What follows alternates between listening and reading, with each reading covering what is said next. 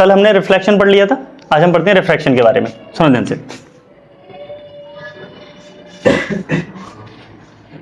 Refraction ध्यान से सुनना बेटा, बहुत सिंपल सा कॉन्सेप्ट है। मान लेते हैं ये आपका कांच है, ये ग्लास है, ये कोई भी दूसरा मीडियम है, ठीक है। ये मान लेते हैं यहाँ पर एयर है और ये ग्लास है, इस तरीके से ऐसे ग्लास स्लैब है, ठीक है। अब सुनना बेटा ध्यान से कि जब रे एक मीडियम से दूसरे मीडियम में जाती है, क्या हुआ? जब रे एक मीडियम से दूसरे मीडियम में आती है, तो ध्यान से सुनना बेटा, यहां से रे लेकर आए, इसको इंसिडेंट रे बोल देंगे, ठीक है। जिस सरफेस पर टकराती है वह नॉर्मल, ठीक है। अच्छा, रे रियल में इस तरीके से सीधी जानी थी, करेक्ट है, सीधी जानी थी, लेकिन क्योंकि मीडियम चेंज होने की वजह से रे ना अपना रास्ता बदल देती है। अच्छा, होता क्यों है ना यार, हमें ना बहुत और बेसिक से समझाना चाहिए। समझते हैं, देखो बेटा रिफ्रैक्शन क्या है। रिफ्रैक्शन क्या है? जब रे एक मीडियम से दूसरे मीडियम में जाती है तो अपना रास्ता बदल देती है। जब रे एक मीडियम से दूसरे मीडियम में जाती है तो अपना पाथ बदल देती है। अच्छा, रीजन क्या है? पाथ बदलने का रीजन क्या है? देखो, रे ना एक सिंपल स्पीड से चलती है जिसका वैल्यू होता है 3 × 10⁸ मीटर पर सेकेंड। इसी स्पीड से चलती है रे, ठीक है। अच्छा, रे जब इतनी स्पीड से चलती है तो अगर रे किसी मीडियम में चलती है, मान लेते हैं अभी एयर में चल रही है तो इसी स्पीड से चलेगी, लेकिन एयर के अलावा किसी भी मीडियम में जाएगी तो वो एयर से थोड़ा सा डेंस होता है, एयर से थोड़ा सा डेंस होता है। तो जैसे ही किसी डेंस मीडियम में जाएगी इसकी स्पीड क्या हो जाती है? कम हो जाती है। इसकी स्पीड क्या हो जाती है? कम हो जाती है। अच्छा, इसका मतलब अगर इसकी स्पीड कम होगी, तो ये अपना रास्ता बदल देती है, ठीक है। तो सिंपल सी बात है, पहले धीरे धीरे स्टार्ट करते हैं। रिफ्रैक्शन क्या है? डेफिनेशन लिखते हैं, रिफ्रैक्शन, ठीक है।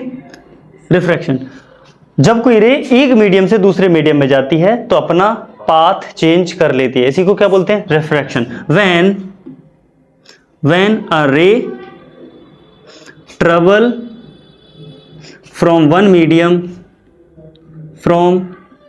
Medium to another medium, it change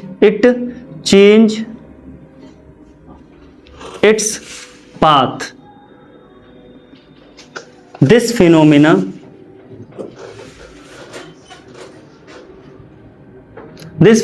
is known as refraction, ठीक है। रिफ्रैक्शन,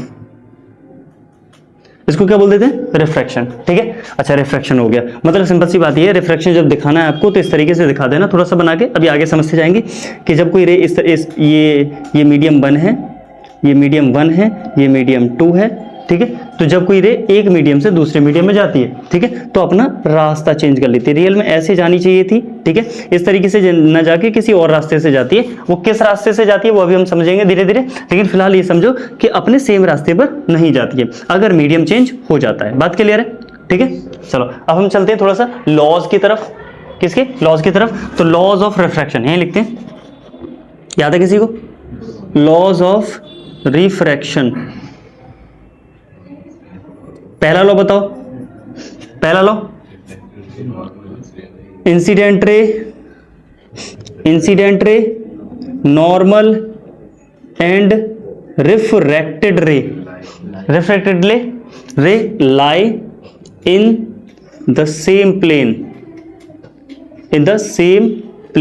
सेम प्लेन अब से पहले समझ चुके हो, ठीक है। दूसरा क्या है? दूसरा बहुत इंपॉर्टेंट है, ठीक है, स्नेल्स लॉ। दूसरा क्या है? स्नेल्स लॉ, ठीक है। कोई स्नेल्स लॉ बताएगा? इस तरीके से तो डिटेल में बताओगे? देखो जरा ध्यान से सुनो, मैं लिख दे रहा हूं क्या होता है। इसी चीज को हम लिखेंगे क्या? Sine I upon sine R equal constant होता है। इस वैल्यू को मैं एक लैंग्वेज में लिखना चाहता हूं। मैं बोलूंगा किस किस चीज का रेशियो? साइन आई और साइन आर का रेशियो क्या होता है? हमेशा कांस्टेंट होता है। ये किसने बताया था? स्नेल्स ने, ठीक है। तो साइन आई और साइन आर का रेशियो में से क्या होता है? कांस्टेंट होता है, ठीक है। तो मैं लिखूंगा the ratio of sine of incident angle, sine of incident angle and sine of refracted angle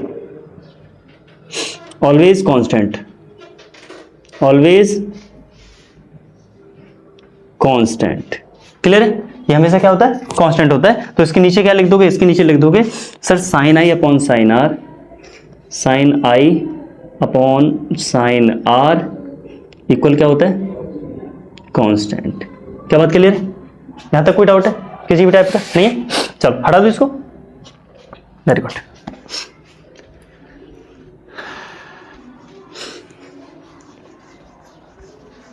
अब एक चीज अच्छे से समझ लेना, क्या?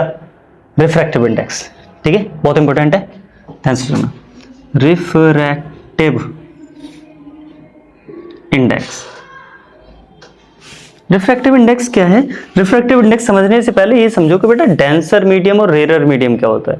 ठीक है, क्या होता है? डेंसर मीडियम, डेंसर मीडियम और रेरर मीडियम। देखो बेटा, जिस मीडियम में जो लाइट है वो तेज से चले, स्पीड से चले, उसको रेरर मीडियम बोलते हैं। खुला खुला, रेरर मीडियम मतलब खुला खुला हो, ठीक है, स्पीड आराम से, मतलब रे जो है आराम से निकल जाए, ऐसे मीडियम को क्या बोलते हैं? Rarer medium. अगर मीडियम ऐसा है बहुत ज्यादा डेंस है ना, यानी जो रे है वो बड़ी मुश्किल से निकल पा रही है, चीर के निकल पा रही है, एयर बहुत ज्यादा डेंस हो गई है या फॉग आ गया है, इस टाइप का अगर हो गया है तो जो रे है वो ज्यादा पास नहीं हो पाती है, ज्यादा दूर तक पास नहीं हो पाती है, स्पीड क्या हो जाती है उसकी?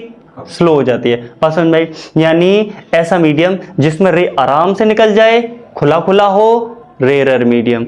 एक ऐसा मीडियम जिसमें रे स्पीड ऑफ लाइट स्लो हो जाए, बहुत ज्यादा डेंस हो, ऐसे मीडियम को डेंसर मीडियम। एक और सुनना ध्यान से, अगर क्वेश्चन आ जाए तो संभाल लेना कि रेरर मीडियम और डेंसर मीडियम, ये डेंसर वो वाला डेंसिटी वाला डेंसर नहीं है, ये ऑप्टिकल डेंसर। ऑप्टिकल डेंसर का मतलब है, ऑप्टिकल मतलब लाइट के लिए डेंसर है।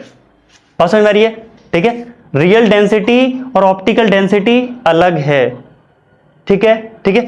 तो डेंसर मीडियम कैसा होता है? ये कैसे होते हैं? ऑप्टिकल, ऑप्टिकल, ये ऑप्टिकल डेंसर और ऑप्टिकल रेरर ही होते हैं।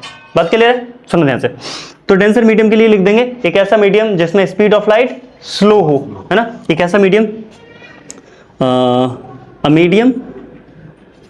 Medium in which speed of light slow, जिसमें स्पीड ऑफ लाइट स्लो हो जाए, उसको क्या बोलते हैं? Optical denser medium, optical denser medium. Rarer medium क्या बोलेंगे? जिसमें स्पीड ऑफ लाइट आराम से निकल जाए। ये बात समझ में आ गई? डेंसर मीडियम यानी चीजों के पार्टिकल्स पास पास हैं ज्यादा, ठीक है, एयर आराम से नहीं निकल पा रही है, तो डेंसर मीडियम। एयर खुली खुली है, आराम से एयर जो रे है वो आराम से पास हो सकती है, ऐसे मीडियम को क्या बोल देंगे? Rare medium. ठीक है, तो अ मीडियम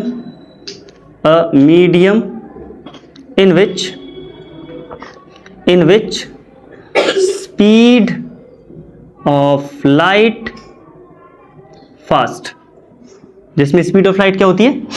फास्ट होती है। अच्छा एक बात समझना, ये हमें कैसे पता चलेगा कोई मीडियम डेंस है या रेयर है?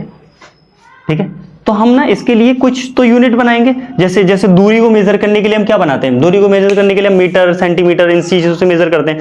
ऐसे ही ऑप्टिकल डेंसर को मेजर कैसे करेंगे? तो ऑप्टिकल डेंसिटी को मेजर करने के लिए हमारे पास एक यूनिट है, रिफ्रैक्टिव इंडेक्स। क्या है? Refractive index. रिफ्रैक्टिव इंडेक्स जितना ज्यादा वो मीडियम उतना ज्यादा डेंसर, रिफ्रैक्टिव इंडेक्स जितना कम वो मीडियम उतना ज्यादा रेयर। क्या बात समझ में आई? सर एक मीडियम का रिफ्रैक्टिव इंडेक्स 2 है, एक मीडियम का रिफ्रैक्टिव इंडेक्स 3 है, कौन सा डेंसर है? 3 वाला, ऊपर वाला रेयर है। क्या बात समझ में आ रही है? इसका मतलब इस डेंसिटी यानी ये जो ऑप्टिकल डेंसिटी है, इसको मेजर करने की यूनिट को क्या बोलते हैं? Refractive index. क्या बोल सकते हैं? ठीक है, तो refractive index is the unit of density, optical density. ठीक है, refractive index it is a measurement unit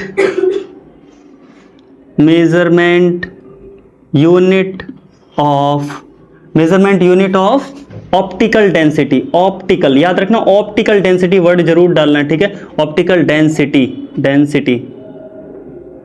optical density. इसको किससे डिनोट करते हैं बेटा, ये पॉइंट डाल देना, ठीक है। इसको किससे डिनोट करते हैं, इट इज डिनोटेड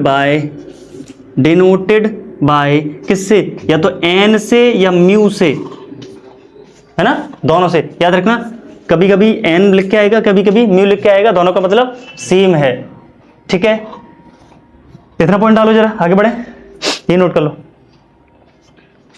इसकी जरूरत पड़ेगी क्योंकि सबसे ज्यादा क्वेश्चन जो फंसेंगे तुम्हारे रिफ्रैक्टिव इंडेक्स से फंसेंगे क्वेश्चंस।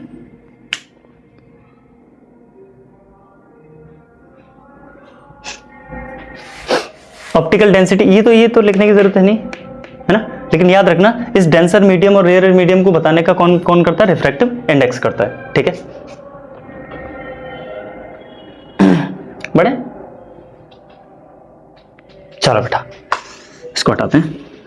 अब रिफ्रैक्टिव इंडेक्स को लिखने का तरीका समझना बेटा आराम से, ये बहुत अच्छे से समझना कि अगर कोई रे इस मीडियम से इस मीडियम में जा रही है, मान लेते हैं N1 मीडियम है ये, N1 2, इसका रिफ्रैक्टिव इंडेक्स है N1, इसका रिफ्रैक्टिव इंडेक्स है N2, तो जिस मीडियम में जाती है हम उसका रिफ्रैक्टिव इंडेक्स निकालते हैं। याद रखना, जिस मीडियम में जाती है उसका रिफ्रैक्टिव इंडेक्स निकालते हैं। तो अगर हमें सेकंड मीडियम में जाना है तो हम क्या बोलेंगे, refractive index of second medium, किसकी रेस्पेक्ट में, फर्स्ट के में, तो refractive index of second medium due to first medium. इसको लिखने का एक तो ये तरीका है, एक ये तरीका refractive index of second medium due to first. First को पीछे ना लिख के आगे भी लिख देते, कभी कभी ऐसा भी लिख कर आता है, तो घबराने की जरूरत नहीं है। यानी रिफ्रैक्टिव इंडेक्स इसके बाद जो लिखा हुआ है ना उसका निकाल रहे हैं, किसके रिस्पेक्ट में, चाहे वो उसके बाद वाला हो चाहे वो आगे लग दे। की बात क्लियर है, नहीं समझे? मैंने बोला इसको म्यू से भी तो दिखा सकते हैं, म्यू से मान लेते हैं ये एयर है, ये वाटर है, तो मैं बोलूंगा वाटर में आ रही है, तो रिफ्रैक्टिव इंडेक्स किसका, वाटर का, किसके रिस्पेक्ट में, एयर। तो या तो ऐसे लिख लो या ऐसे लिख लो, refractive index of water with respect to air, दोनों चीजें सेम। क्या बात समझ में आई? अच्छा, तो सर इसको लिखने का तो मतलब समझ में आ गया। मैं इसको बोल दूंगा refractive index of second due to first. इसको क्या बोलूंगा, इसको भी सेम ही, ठीक है। अच्छा, इसको लिखने का तरीका ये होता है बेटा कि जिसको पहले लिखा ना, जिसके रिस्पेक्ट में निकालना है उसको ऊपर refractive index of second medium due to first medium, इस तरीके से। अगर इसको म्यू की फॉर्म में लिखो, चाहे म्यू की फॉर्म में लिख लो, तो refractive index of second medium due to first medium, तो mu of second upon mu of 1। Clear है ये चीज, बात क्लियर है? अब समझना बेटा, स्नेल्स लॉ जो था वो जो कांस्टेंट वैल्यू थी ना वो n ही थी, जो रिफ्रैक्टिव इंडेक्स था वो क्या था, n था। अब आराम से एक एक चीज समझना, ठीक, जरा बताना बेटा। रिफ्रैक्टिव इंडेक्स अगर मैंने जरा सोच के बताना बेटा, आराम से सोचना, हम बहुत सारी चीजें यहीं से निकालेंगे, ठीक है। जरा सोचना, ये है एंगल I और ये है एंगल R, ठीक है।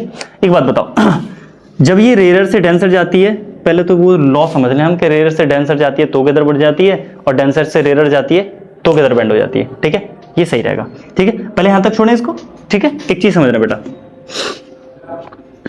ये लॉ लिख देना, दोनों पॉइंट नोट डाल के लिख देना। नोट क्या मैं बना के दिखा रहा हूं, जरा देखो ध्यान से। जब कोई रे रेयर से, ये कैसा मीडियम है, रेयर से डेंसर में जाती है, जब कोई रे रेयर से डेंसर में जाती है, तो एक बात बताओ, स्पीड बढ़ जाएगी कम हो जाएगी? स्पीड कम हो जाएगी, सिंपल सी बात है ना। जब कोई रे रेयर से डेंसर में जा रही है तो स्पीड कम हो जाएगी, तो स्पीड कम होने पर ये सीधी निकलेगी या पहले गिर जाएगी? पहले गिरेगी, है ना। नॉर्मल की तरफ झुक जाएगी, तेज होगी तो दूर भागेगी, है ना। तो जब स्पीड कम हो जाएगी नॉर्मल की तरफ बेंड हो जाएगी, ठीक है। तो क्या लिख देंगे, when a ray travel from rarer to denser, rare से डेंसर में जाती है तो नॉर्मल की तरफ आ जाती है ना। तो लिख देंगे बेंड टुवर्ड्स नॉर्मल, तो नॉर्मल की तरफ बेंड हो जाती है ना। लेकिन अगर कोई रे, सोच के देखो, इसको डेंसर कर दिया जाए, इधर डेंसर से रेयर जाए, मान लेते हैं, मैं बना के दिखा देता हूं, जैसे ये मीडियम है, ये डेंसर है और ये रेयर है, डेंसर से रेयर लिया तो स्पीड, यहाँ की स्पीड बढ़ेगी, डेंसर में थी स्पीड कम थी, रेयर में आई तो स्पीड बढ़ गई। तो स्पीड बढ़ने से क्या सीधी जाएगी, उससे दूर भागेगी, बिल्कुल दूर भागेगी ऐसे, ठीक है। तो यहाँ दूसरे पॉइंट में क्या लिख दोगे, पहला पॉइंट हो गया। दूसरा पॉइंट, ये छोटे छोटे ग्राफ बना देना, पेपर में काम आएंगे, ठीक है, जरूरत पड़ेगी। तो क्या कि when a ray travel from denser to rare, है ना, कहाँ जाती है, अवे फ्रॉम नॉर्मल, कहाँ जाती है, बेंड हो जाती है away from normal, bend away from normal, normal से दूर भाग जाती है। क्या बात क्लियर है ये चीज, ये बात ठीक है। हटाओ इसको, ठीक है, अब समझेंगे, अब सारी चीजें अच्छे से समझ में आ जाएंगी।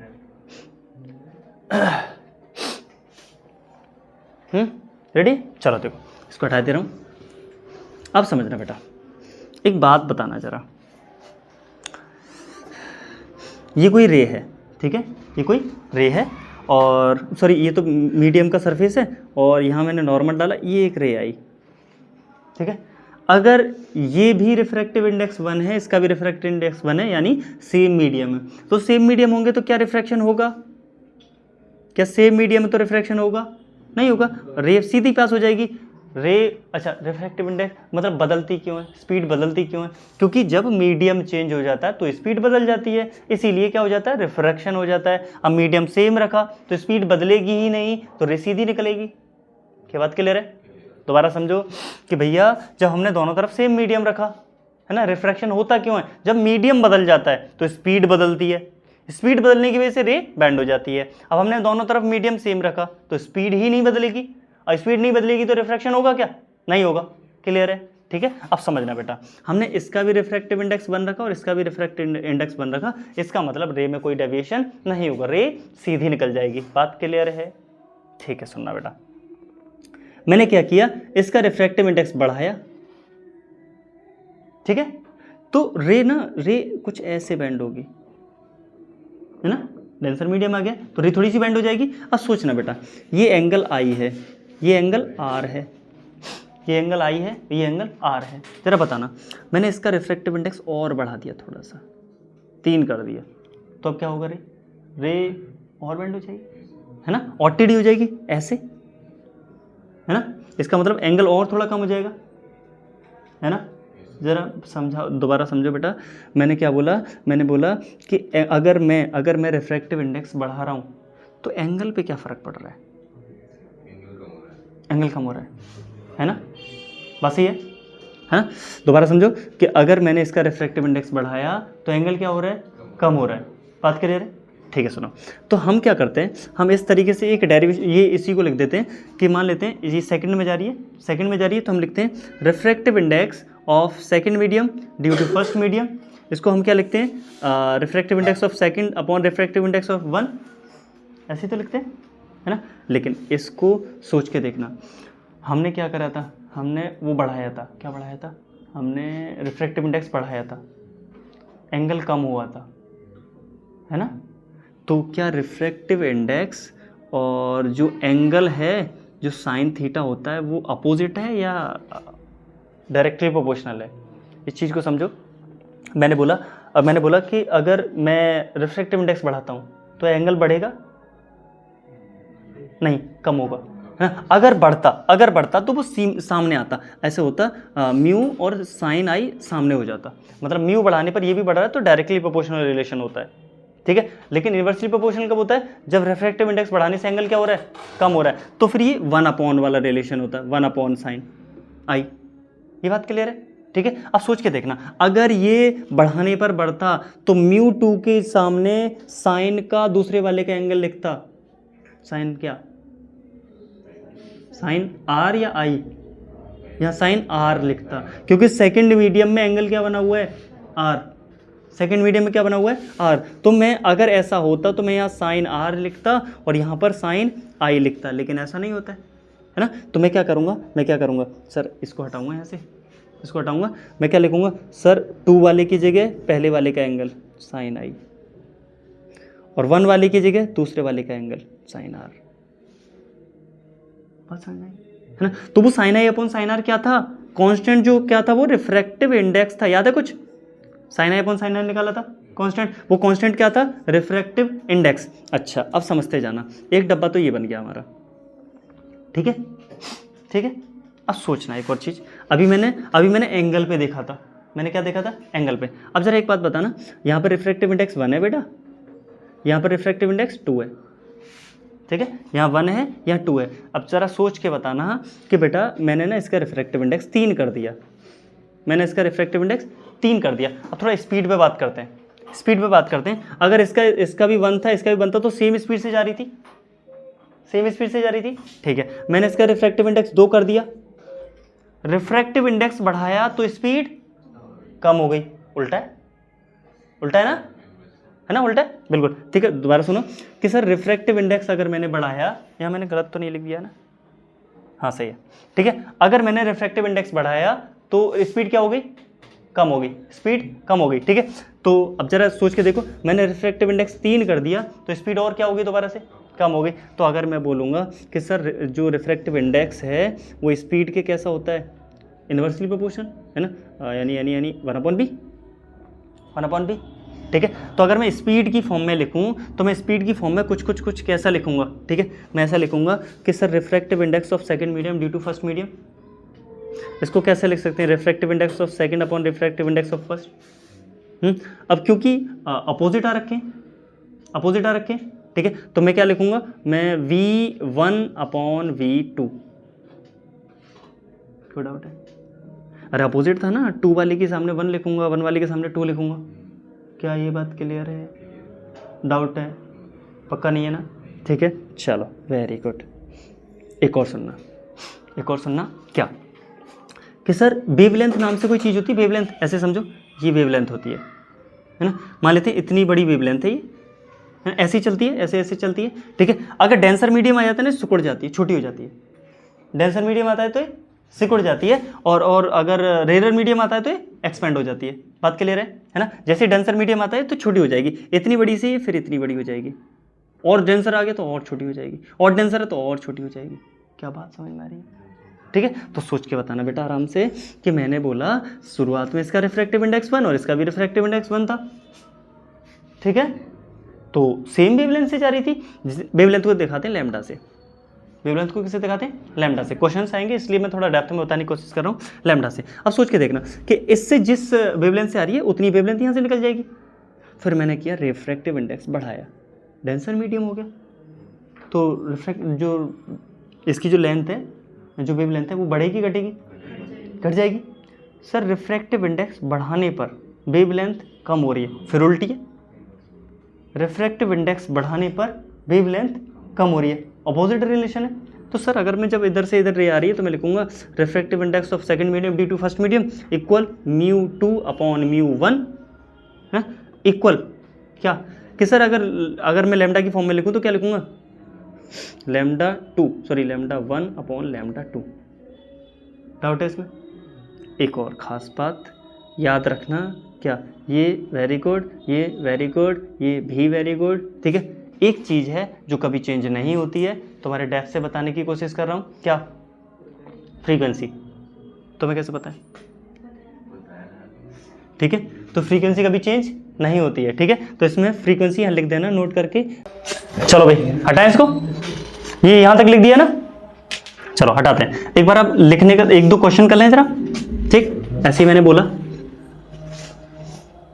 अब सुनो बेटा, ये लिखोगे कैसे, ये ठीक है। एक बात सुनना बेटा, मैंने बोला यहाँ से एक रे इधर से इधर आ रही है, ठीक है, नॉर्मल इस तरीके से बेंड हो गई। यहाँ पर मान लेते हैं यहाँ इसने कुछ एंगल बनाया, लेट कितना एंगल बनाया, 30 डिग्री का, ठीक है, 30 डिग्री का एंगल बनाया। और यहाँ पर इसने यार 30 नहीं, यहाँ 60 का बना रही है, ठीक है, और यहाँ पर 30 डिग्री का एंगल, ठीक है। तो बताओ रिफ्रैक्टिव इंडेक्स क्या होगा, जल्दी बताओ।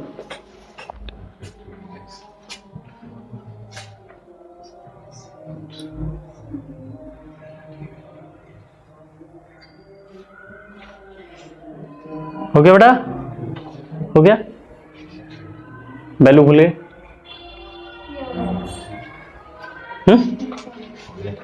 कितना आया? क्या 1/√3 चक लेते थे।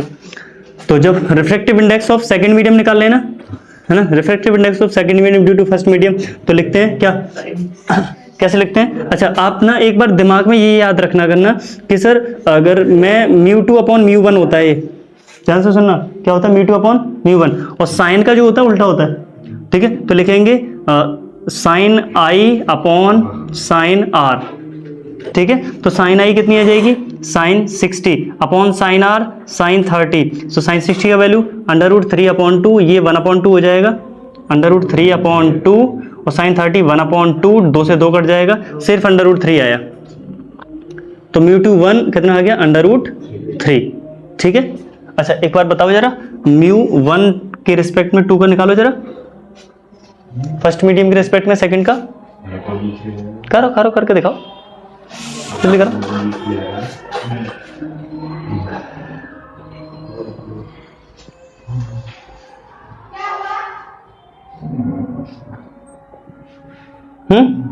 रेडी? चेक करके देखें बेटा, इसको कैसे लिखेंगे? ऊपर लिखेंगे μ1/μ2, एंगल ध्यान से देखो। अब पहले मीडियम, एंगल पहले मीडियम का नहीं लिखना है, जब μ1 कौन सा है? इसका ही तो है, तो एंगल इसका लिखना है पहले, साइन आई मतलब साइन 30 ऊपर अपॉन साइन 60 नीचे, ऐसा देखो, ध्यान से सुनो। मुझे पता है सर ने ये 2 का 1 का 2 कर दिया, तो हम 30 का 60 30 कर देंगे, लेकिन अभी फिलहाल दिमाग लगा के करो कि सर हमने μ1 यहाँ रखा है, यानी पहले मीडियम का, तो एंगल इसका रखेंगे, ठीक है? ठीक, चलो। तो ये साइन 30 1/2, ये √3/2, इससे ये कट जाएगा, तो 1/√3 आ गया। क्लियर है यहाँ तक? यहाँ तक क्लियर है, कोई दिक्कत नहीं है? सर एक बात बताओ सर, एयर में चल रहा है, इसका स्पीड है 3 × 10⁸ मीटर पर सेकंड, इसका स्पीड है 2 × 10⁸ मीटर पर सेकंड। ध्यान से सुनना, μ1/2 निकाल के दिखाओ जरा, जल्दी बताओ। μ1/2 मतलब पहले का refractive index due to second medium, करके देखो।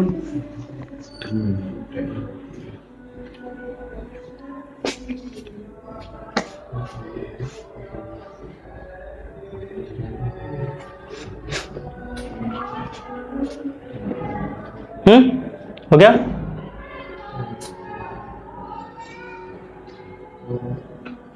रेडी? देखो जरा, तो μ1/2 को कैसे लिखेंगे? μ1/μ2, ऐसे तो लिखेंगे। अब सर स्पीड का तो उल्टा होता है ना रिफ्रैक्टिव इंडेक्स के, तो हम लिखेंगे, यहां लिखेंगे v2/v1, सही है? v2 यानी सेकंड मीडियम में कितनी स्पीड है सर? 2 × 10⁸, और फर्स्ट में कितनी है? 3 × 10⁸। क्या है, तो कोई दिक्कत है? ठीक है, तो ये इससे ये कट जाएगा 2/3। क्या सही बात थी? सही बात, सही है। चलो एक और करके दिखाओ जरा, एक जल्दी क्वेश्चन करो। मैंने बोला सर इसका रिफ्रैक्टिव इंडेक्स 1, इसका रुक जाओ, हाँ सोचने दो जरा।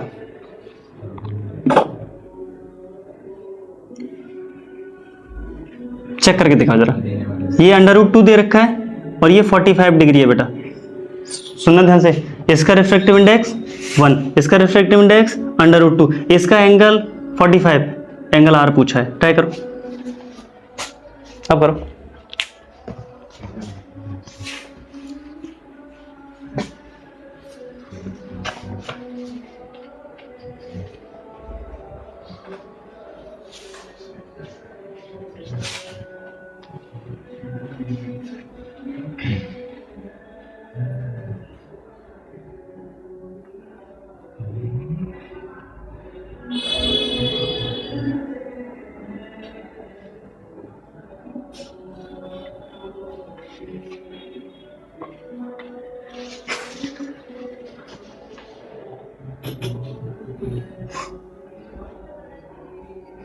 हुआ? मैं थोड़ा हिम्मत दूं, देखो जरा बेटा। तो हमें ध्यान से देखो, रे इधर से इधर आ रही है, तो हम लिखेंगे refractive index of second medium, refractive index of second medium due to first medium, तो हम लिखेंगे μ2/μ1। कोई दिक्कत है? लेकिन साइन कैसे लिखेंगे, दूसरे का साइन नहीं, एंगल दूसरे का नहीं, एंगल किसका, पहले वाले का, पहले वाले का एंगल, यानी साइन 45 अपॉन साइन आर। सही है, यहां तक कोई डाउट है? सर इसको साइड रखो, μ2 की वैल्यू रखो, यहां पर μ2 की वैल्यू √2, लिखो √2, μ1 की वैल्यू 1 इक्वल साइन 45 की सर वैल्यू 1 अपॉन √2। ठीक है, नीचे क्या है, साइन आर। कोई डाउट है? साइन आर को इधर लिया है तो sine √2 into sine R upon 1 equal 1 upon √2, ये √2 उधर चला जाएगा तो 2 हो जाएगा, तो साइन आर इक्वल 1 अपॉन 2 हो गया।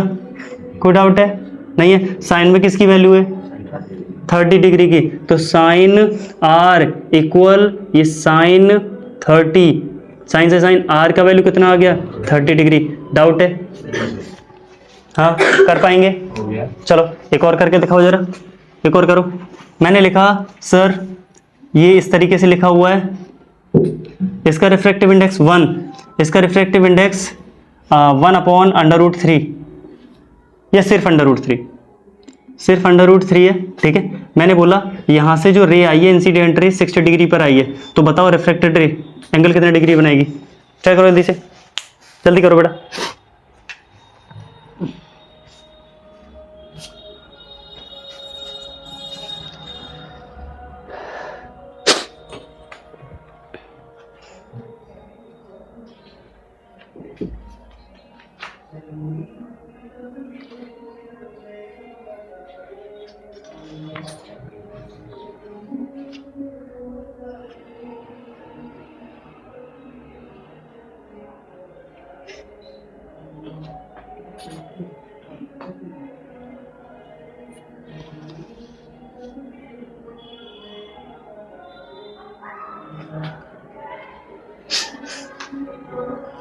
हुआ कुछ? हो सकता है उल्टा सीधा आ जाए, मैं अपने पास से दे रहा हूं तो हो सकता है पॉसिबल है उल्टी सीधी वैल्यूज आ जाए। कितना आया, 30 आया? देखें जरा, देखो बेटा, ये पहले मीडियम से दूसरे मीडियम में आई है, हाँ? तो लिखेंगे refractive index of second medium due to first medium, तो लिखेंगे μ2 अपॉन μ1। लेकिन हमें एंगल दे रखा है ना, एंगल, तो एंगल के साथ कैसा सर, 2 वाले का पहले वाले का एंगल, साइन पहले वाला साइन 60 अपॉन साइन आर।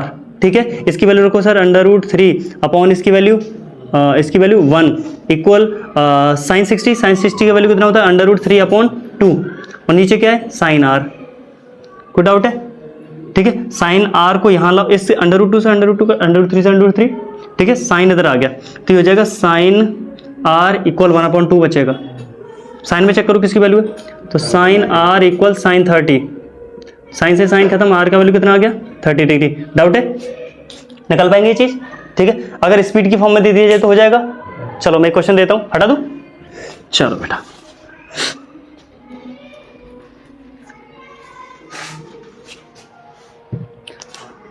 अगर रे इधर से आ रही है, ये एयर है और एयर से मान लेते हैं रे आ रही है वाटर में, वाटर में नहीं, वाटर नहीं, ग्लास में, ग्लास में लिया है, ठीक है, ग्लास में लाते हैं, कांच में आ रही है। ठीक है, ये पहला मीडियम, ये दूसरा मीडियम, मैं एयर ही लिख रहा हूं इसको, एयर, इसको एयर, इसको वाटर। तो refractive index of water due to air दे रखा 1.5, क्या दे रखा है, 1.5। रे एयर से ग्लास में आ रही है, तो बताओ speed of light in glass, जरा बताएं, ट्राई करें। Speed of light in glass, पहले इसी को खोला करो, इसको खोला करो पहले। ठीक है, लिखो म्यू वाटर एयर। ठीक है, तो ऊपर लिखेंगे mu of water upon mu of air. लेकिन स्पीड का रिलेशन कैसे होता है, रिफ्रैक्टिव इंडेक्स का सेम या अपोजिट? अपोजिट होता है। तो सर हम ऊपर जो स्पीड लिखेंगे वो वी एयर लिखेंगे, नीचे वी ए वी वाटर लिखेंगे। डाउट है? नहीं है ना सर? अब की बार ये नहीं दे रखा, सीधा यही दे रखा, तो हम इसके बराबर इसको रखेंगे। क्या बात समझ में आ रही है? अरे इन दोनों का रिफ्रैक्टिव इंडेक्स दे रखा होता तो हम इसको रखते, ये नहीं दे रखा, पूरा दे रखा तो इसी रख दे सीधा। ठीक है, तो so mu of water with respect to air equal V A upon V W. जरा देखते हैं ये कितना दे रखा है सर 1.5 इक्वल स्पीड एयर में कितनी होती है 3 इंटू 10 की पावर 8 मीटर पर सेकंड 3 इंटू 10 की पावर 8 मीटर पर सेकंड अपॉन वी डब्ल्यू को इधर लाओ 1.5 को उधर ले जाओ तो वी डब्ल्यू इक्वल 3 इंटू 10 की पावर 8 अपॉन 1.5 से 2 बार कट जाएगा बेटा तो वी डब्ल्यू इक्वल 2 इंटू 10 की पावर 8 2 इंटू 10 की पावर 8 मीटर पर सेकंड। बात क्लियर है?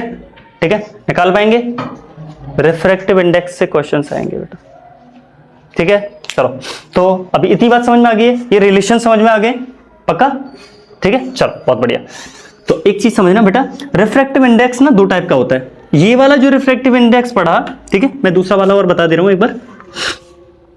देखो रिफ्रैक्टिव इंडेक्स दो टाइप का होता है। एक होता है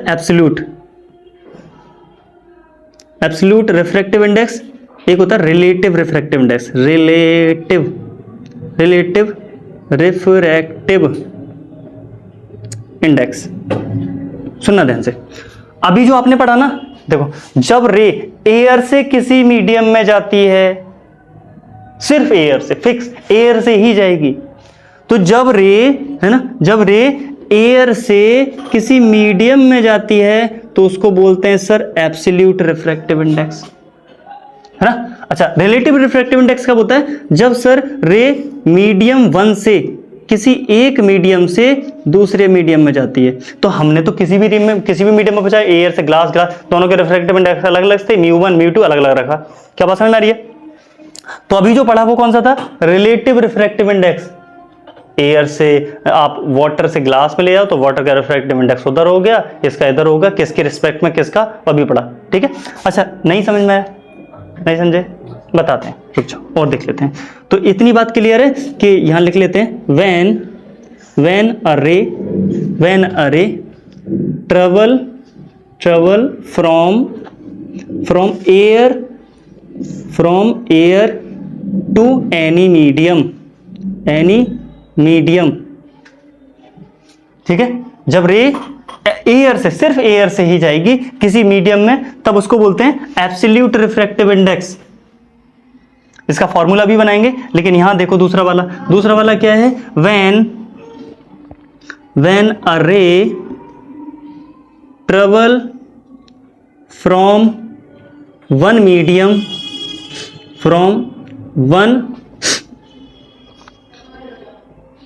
medium to another medium, one medium to another medium,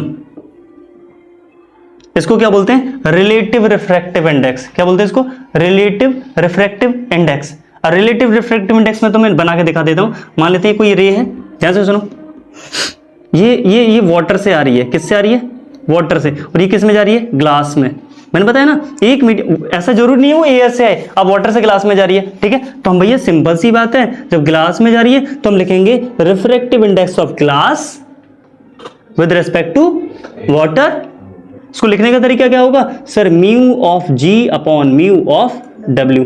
याद रखना, म्यू की जगह एन भी लिखकर आ सकता है। ठीक है, वेरी क्लियर। ठीक, चलो तो ये हो गया सर रिलेटिव रिफ्रैक्टिव इंडेक्स। जब एक मीडियम से दूसरे मीडियम में जाती है तो किस तरीके से बदलती है ना। लेकिन यहाँ क्या होगा? यहाँ होगा एब्सोल्यूट रिफ्रैक्टिव इंडेक्स। जरा सोच के देखते हैं, काम पे ध्यान देते हैं। देखो जरा, करें, देखो जरा, मान लेते कोई रे है, एयर से आ रही है, ठीक, एयर से आ रही है और किसी मीडियम में गई, ऐसे एयर से गई किसी मीडियम में। अगर सर इसका रिफ्रैक्टिव इंडेक्स 1 है, इसका भी रिफ्रैक्टिव इंडेक्स 1 है, तो रे में कोई डेविएशन नहीं होगा। इसका मतलब ये है रे में कोई फर्क नहीं पड़ेगा। जरा सोच के देखना, अगर मैंने इसका रिफ्रैक्टिव इंडेक्स 2 कर दिया तो इसकी स्पीड में क्या फर्क पड़ेगा? कम हो जाएगी। पता कितनी कम होगी? 2 गुनी। जितना रिफ्रैक्टिव इंडेक्स उतने टाइम, हाँ, जितने टाइम रिफ्रैक्टिव इंडेक्स बढ़ेगा उतने टाइम स्पीड क्या हो जाएगी? कम हो जाएगी। क्या बात क्लियर है? अगर मैं सर यहां 2 की जगह 3 लिख देता हूं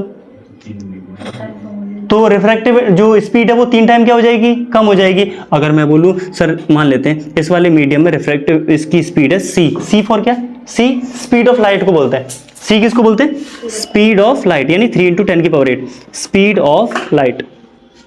अब जरा सोचना, मैंने बोला इसमें जो स्पीड है वो b है ना, तो मैंने बोला कि इसका जो रिफ्रैक्टिव इंडेक्स है सर 2 हुआ है ना, तो स्पीड कितनी हो गई सर, ओरिजिनल थी c को 2 गुना कम कर दो, इतनी तो होगी। क्या बात समझ में आ रही है? नहीं, मैंने बोला सर 3 गुना, सी रिफ्रैक्टिव इंडेक्स 3 है इसका, तो स्पीड और 3 गुनी कम हो जाएगी। तो अब जो नई स्पीड होगी वो ओरिजिनल स्पीड की, ओरिजिनल मतलब c जिस स्पीड से आ रही थी उससे 3 गुनी क्या हो जाएगी, कम हो जाएगी। क्या बात समझ में आ रही है? सर ये 3 क्या लिखा है मैंने, क्या है 3, क्या है रिफ्रैक्टिव इंडेक्स, यही तो है। क्या बात समझ में आई? अरे रिफ्रैक्टिव इंडेक्स 3 रखा तो मैंने 3 रख दिया, मैंने बोला रिफ्रैक्टिव इंडेक्स म्यू है, तो कितने टाइम्स कम हो जाएगी सर, स्पीड c का म्यू टाइम्स कम हो जाएगी। क्या बात समझ में आ रही है? नहीं समझे? तो सर मैं तो रिफ्रैक्टिव इंडेक्स को यहाँ लाना चाहता हूँ, यहाँ, तो ये हो जाएगा mu equal c upon v, ये होता है, ये है वो, यानी एब्सोल्यूट रिफ्रैक्टिव इंडेक्स क्या है, mu equal c upon v, यही फॉर्मूला है। ठीक है, तो बना दे, तो mu equal c upon v। अब रिफ्रैक्टिव इंडेक्स की डेफिनेशन भी इसी फॉर्मूले से दोगे। कैसे दोगे? कि speed of light, the ratio of speed of light है ना इन एयर या vacuum and speed of light in medium. दोबारा समझो सर, इस वाले मीडियम में आ रही थी तो इसमें स्पीड ऑफ लाइट क्या है और इसमें स्पीड ऑफ लाइट क्या है, दोनों के रेशियो को क्या बोलते हैं, एब्सोल्यूट रिफ्रैक्टिव इंडेक्स या सिर्फ रिफ्रैक्टिव इंडेक्स। रिफ्रैक्टिव इंडेक्स ही तुम्हारी बुक में है, एब्सोल्यूट और ये रिलेटिव वाला अलग अलग नहीं किया है। बस समझ आ रही है? तो जो तुम्हें जो डेफिनेशन देनी है वो इसी तरीके से देनी है। क्या? The speed of light in vacuum and the ratio of speed of light in vacuum and speed of light in that medium is called refractive index। ठीक है, लिखो जरा इसको, देखो लिख लो, क्या लिखेंगे, the ratio of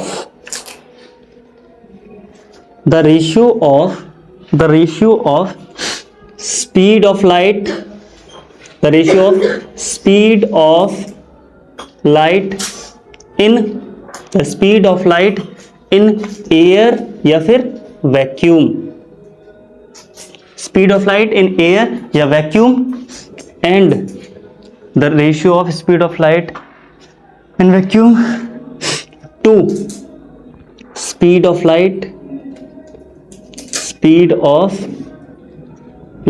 in that medium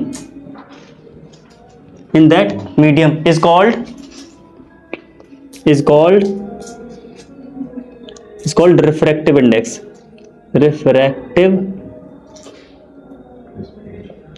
क्या बात क्लियर है?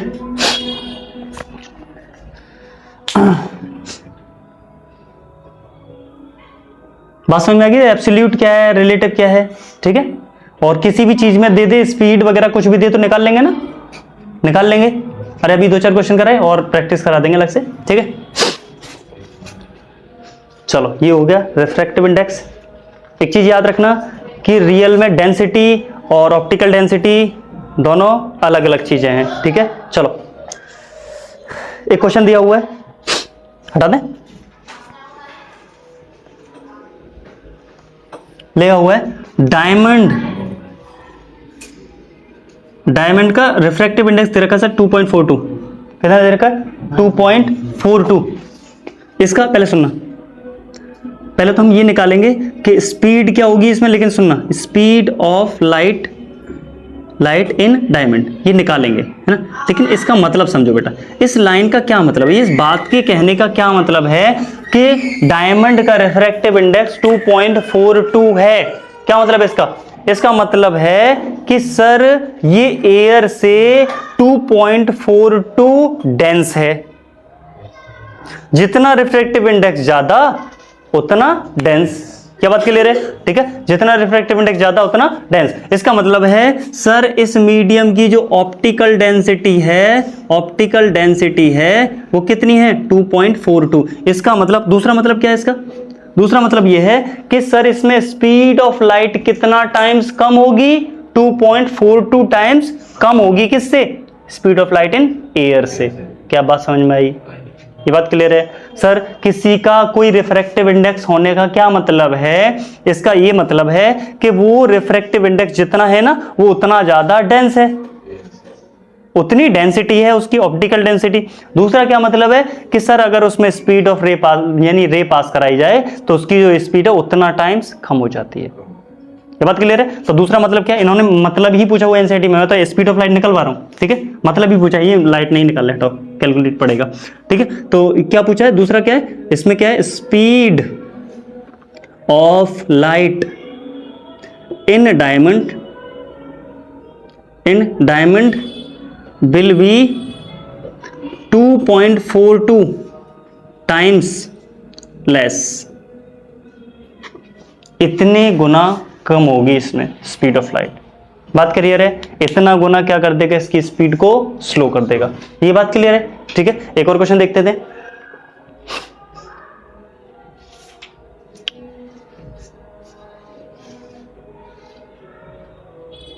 लिखा हुआ है light enter from air to glass having the refractive index 1.5, ये दे कर चुके हैं हम क्वेश्चन को। What is the speed of light in glass, the speed of light in vacuum, करा ना अभी, अरे करा था ना, ये था।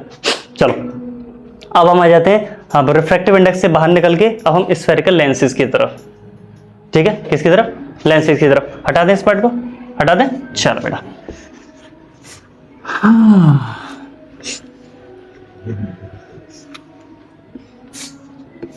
चलो बेटा, ये पार्ट बिल्कुल किसकी तरह है, जैसा हमने मिरर किए थे उस मिरर के जैसा ही बिल्कुल पार्ट है, इमेज फॉर्मेशन ये सब वो सब, ठीक है। चलो तो बेटा लिखो लेंस, लिखो लेंस, लेंस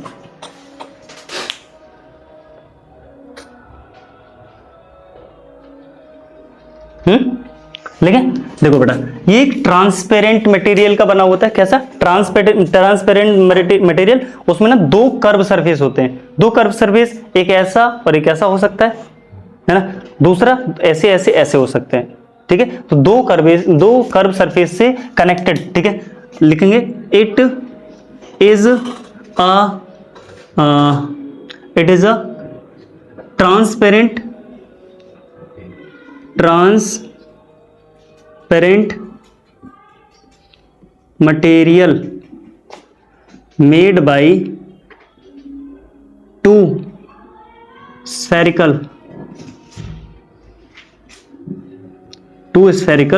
surfaces,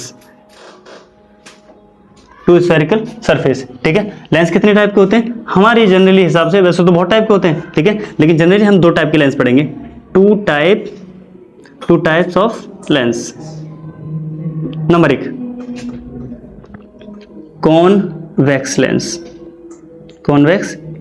अब कॉन्वेक्स लेंस कैसा होता है बेटा, ध्यान सुना, ऐसा इस टाइप का कॉन्वेक्स लेंस, यानी कॉन्वेक्स, उसकी जो बैक है वो मोटी हो रखी है, जैसे भी याद रख लो तुम यार ये बीच में से मोटा होता है, ठीक है, कॉन्वेक्स लेंस बीच में से मोटा होता है, ठीक है, और बैक से तुम समझते हो ना, उसका ये बाहर वाला पार्ट निकला होता है, ठीक है, टकला टाइप का निकला होता है, ठीक है। सुनो, तो कॉन्वेक्स जो होता है, कॉन्वेक्स की डेफिनेशन आप ऐसे भी दे सकते हैं कि एक ऐसा लेंस जो बीच में से क्या हो, मोटा थिक हो, और किनारों से क्या हो, पतला हो, ठीक है। तो लिखेंगे, लिख दे convex lens, the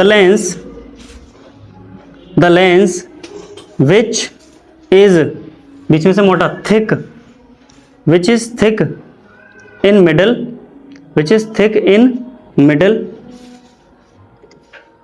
and thin at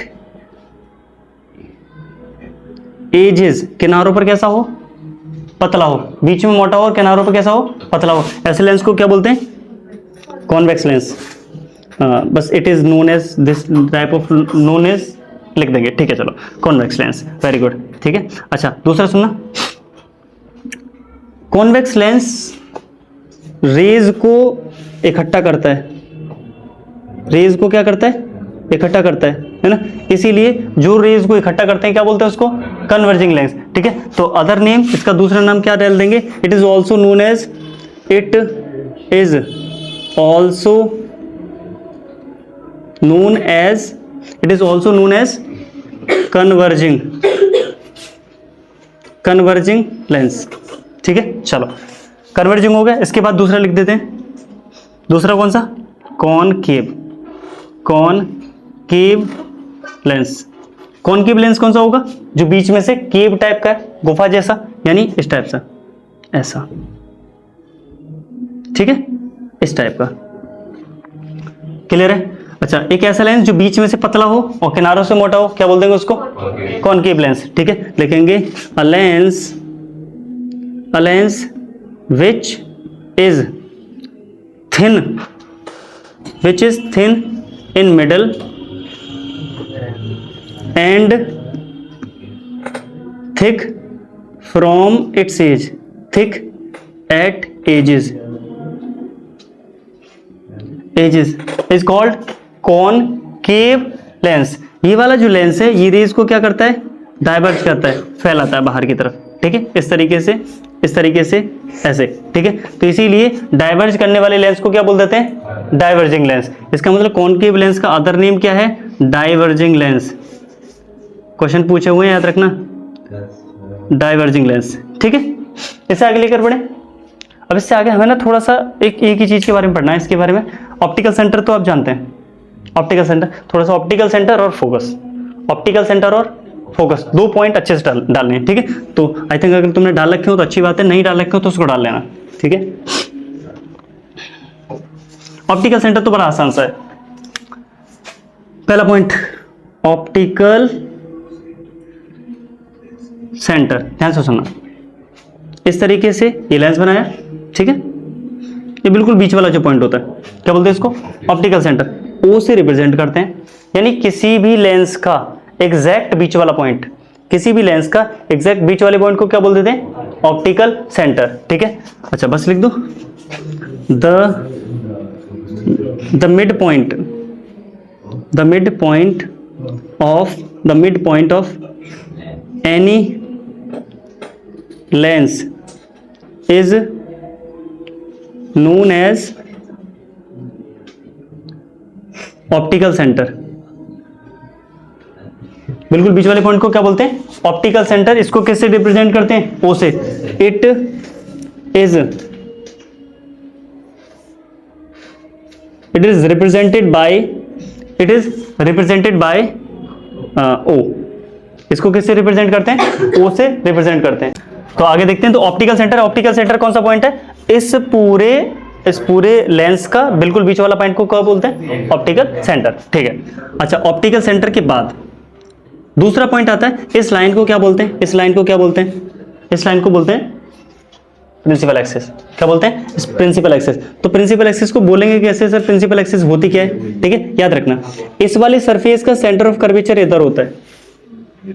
इस वाली सरफेस का सेंटर ऑफ कर्वेचर इधर, इस वाली सरफेस का सेंटर ऑफ कर्वेचर इधर होता है। ठीक है, तो दोनों सेंटर ऑफ कर्वेचर को मिलाने वाली लाइन को क्या बोल देते हैं? प्रिंसिपल एक्सिस, है ना। दोनों सरफेस को मिलाने वाली, सेंटर ऑफ कर्वेचर को मिलाने वाली लाइन को क्या बोल देते हैं? Principal axis. ठीक है, तो प्रिंसिपल एक्सिस और समझ ले बस, प्रिंसिपल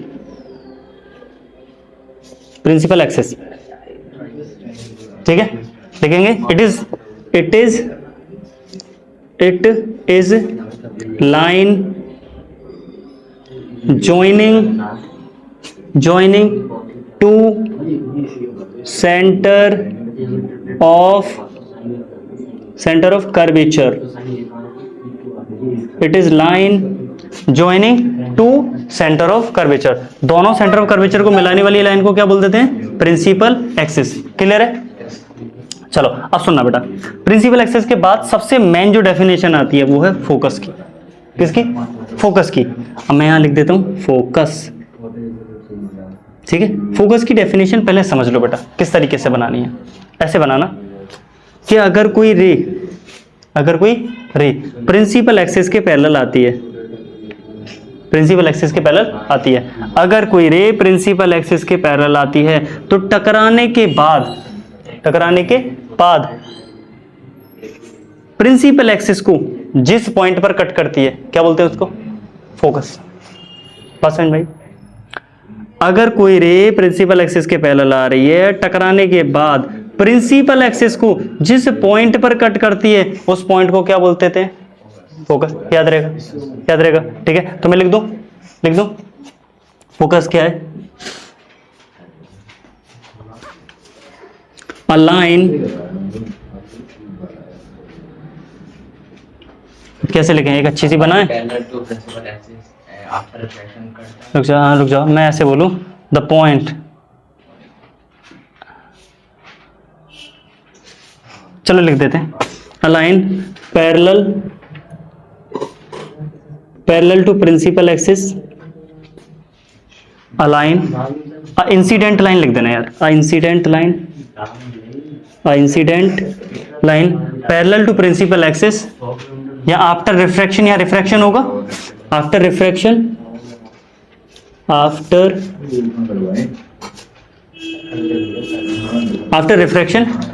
के बाद, after refraction it cut the principal axis, it cut या meet the principal axis,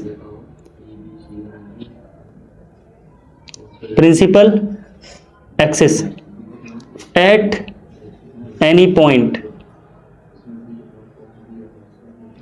That point is known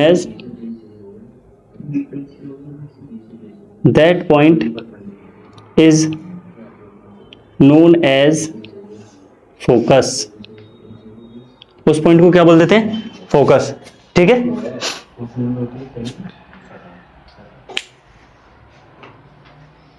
clear है? आगे बढ़ जाए, चलो अब लिखते हैं इमेज फॉर्मेशंस। आसान है, वो हमने आई थिंक उसमें पढ़ा है ना, मिरर में पढ़ा था, सेम एग्जैक्ट उसी के जैसा, ठीक है। चलो देखो, लिख, हेडिंग डालो, image formation, rules of image formation लिखो पहले, रूल्स ऑफ इमेज फॉर्मेशन। कौन से वाले में? इन कॉनकेव, नहीं बस ऐसे लिखो, रूल्स ऑफ इमेज फॉर्मेशन। अब सुनना बेटा, रूल्स कैसे बनाते हैं? पहला रूल ये है कि अगर कोई रे प्रिंसिपल एक्सिस के पैरेलल जाती है, टकराने के बाद फोकस से जाएगी। अगर कोई रे प्रिंसिपल एक्सिस के पैरेलल जाती है तो टकराने के बाद कहां से जाएगी? फोकस से। बात क्लियर है? जहां समझना है पूछ लेना, ठीक है। चलो, अगर कोई रे, उल्टा करो, पैरेलल आ रही थी तो फोकस से, अगर कोई रे फोकस से आ जाती है तो टकराने के बाद कहां चली आएगी? पैरेलल से। ओ सर, ये फोकस इधर कैसे आ गया? तो पहले एक अच्छे से क्लियर कर लेते हैं एक बात को, ध्यान से सुनना बेटा। अगर ये आपका लेंस है, ये आपका ऑप्टिकल सेंटर, ठीक है, इसके जो फोकस होते हैं ना, दोनों तरफ फोकस होते हैं, इधर भी इधर भी, क्योंकि इस वाली साइड का फोकस इधर, इस वाली साइड का फोकस उधर, ठीक है। इसके बाद आता था आपके पास सब सेंटर ऑफ कर्वेचर, याद है? लेकिन यहां पर सेंटर ऑफ कर्वेचर को सेंटर ऑफ कर्वेचर नहीं बोलते हैं, एफ का ही नाम देते हैं। जितनी दूरी पर ये होता है ना, उतनी दूरी पर एक और एफ होता है, लेकिन उसको 2f बोलते हैं। ये बात समझ में आ रही है? यहां से यहां तक की दूरी f, यहां से यहां तक की दूरी भी f होती है, लेकिन पूरी 2f होती है, ठीक है। तो उसको 2f बोलते हैं। अब पहली साइड में तो इसको 1 बोल देते हैं, ये दूसरी साइड में तो f2, और इधर जो आ जाएगा एक और f2 आ जाएगा, वो 2 गुना हो जाएगा। ये बात समझ आ रही है? f1 2f1, f2 2f2। Sir दूसरे वाले जो फोकस हैं इनको रियल में क्या बोला जाएगा? Centre of curvature, centre of curvature. क्या बात समझ आ रही है? ना समझ में आए तो पूछ लेना, ठीक है। ये फोकस हैं दोनों, है ना, ये दोनों रियल में सेंटर ऑफ कर्वेचर है, लेकिन लिखे कैसे जाते हैं? लिखे भैया, इधर वाला 2f1, उधर वाला 2f2, ठीक है। आपको इनसे कोई छेड़खानी बिल्कुल नहीं करनी है, ठीक है, अपने इन्हीं फोकस पर ध्यान लगाना है, ठीक है। अच्छा, तो इसका मतलब आप समझ में आया ये वाला फोकस कहां से बन गया था, ठीक है। अगर कोई रे फोकस से जाएगी तो टकराने के बाद पैरेलल हो जाएगी, अगर कोई पैरेलल रे टकराने के बाद फोकस से जाएगी, अगर कोई फोकस से आ रही है रे तो टकराने के बाद पैरेलल हो जाएगी। सर फोकस वाली पैरेलल से, पैरेलल वाली फोकस से, ठीक है। चलो, ये 2 रूल हो गए। तीसरा क्या है? सर एक और है बस इसमें, उसमें 4 थे, इसमें 3 ही है। अगर कोई रे ऑप्टिकल सेंटर से निकल जाती है तो बिना डेविएशन, बिना टेढ़ी मेढ़ी हुए सीधी पार निकल जाएगी। अगर कोई रे ऑप्टिकल सेंटर यानी ओ से गिराई जाती है, ओ से पास होती है, तो बिना डेविएशन, बिना टेढ़ा मेढ़ा हुए सीधे निकल जाती है। सर क्या क्या रूल हैं? पहला रूल क्या है? अगर कोई रे फोकस से आती है, अगर कोई रे फोकस से आती है तो टकराने के बाद पैरेलल हो जाएगी। अगर कोई रे पैरेलल आती है तो टकराने के बाद फोकस से, ठीक है। अगर कोई रे ऑप्टिकल सेंटर से आती है तो टकराने के बाद सीधी without deviation, without any deviation सीधी निकल जाएगी। बात क्लियर है? ठीक है, तो नोट करने की जरूरत है इसमें। थोड़ा थोड़ा थ्योरेटिकल लिखने की जरूरत है बेटा, क्योंकि रूल पूछे जाते हैं तो पहले में लिख देंगे क्या कि when any ray parallel to the principal axis, when any ray parallel to the principal axis after refraction,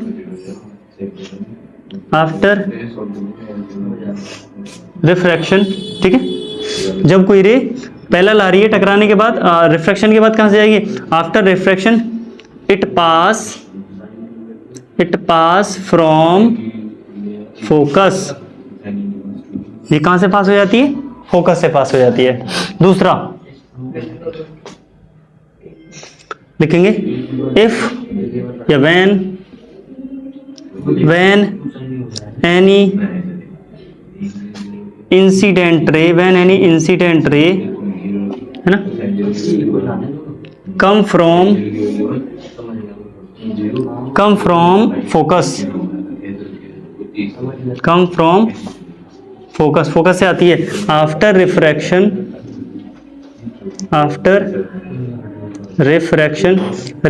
के बाद, आफ्टर रिफ्रैक्शन इट पास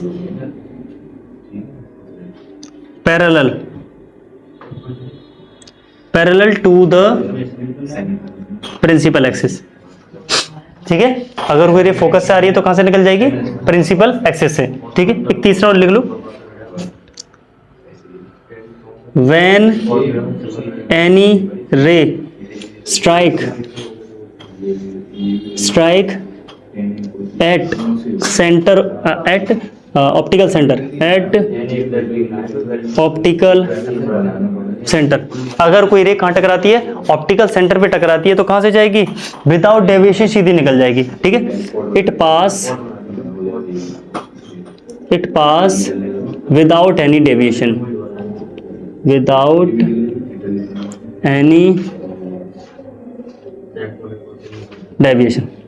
बिना टेढ़ा मेढ़ा हुए बिल्कुल भी सीधे निकल जाएगी। बात क्लियर है?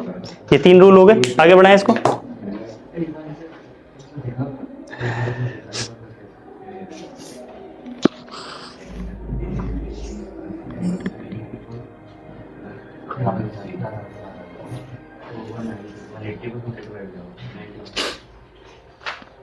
रेडी? चलो हटा दो। Very good. अब लिखो रूल्स नहीं, अब सिर्फ इमेज फॉर्मेशन बाय, देखो इमेज फॉर्मेशन, अब इमेज बनाएंगे। Image formation by convex lens, image formation by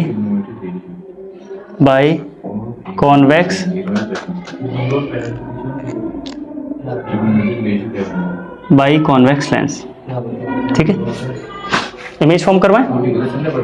देखो बेटा इमेज फॉर्म कैसे करवाते हैं? अब हम अलग अलग जगह पर इमेजेस को रखेंगे, ऑब्जेक्ट को रखेंगे, उसकी इमेज बनाएंगे कहां कहां बनती है। अच्छा पहले ये बताओ, क्या आप ये जानते हो कि बेटा सच में मीट करती हैं तो रियल बनती है या वर्चुअल बनती है? रे सच में मीट करती हैं तो रियल या वर्चुअल इमेज?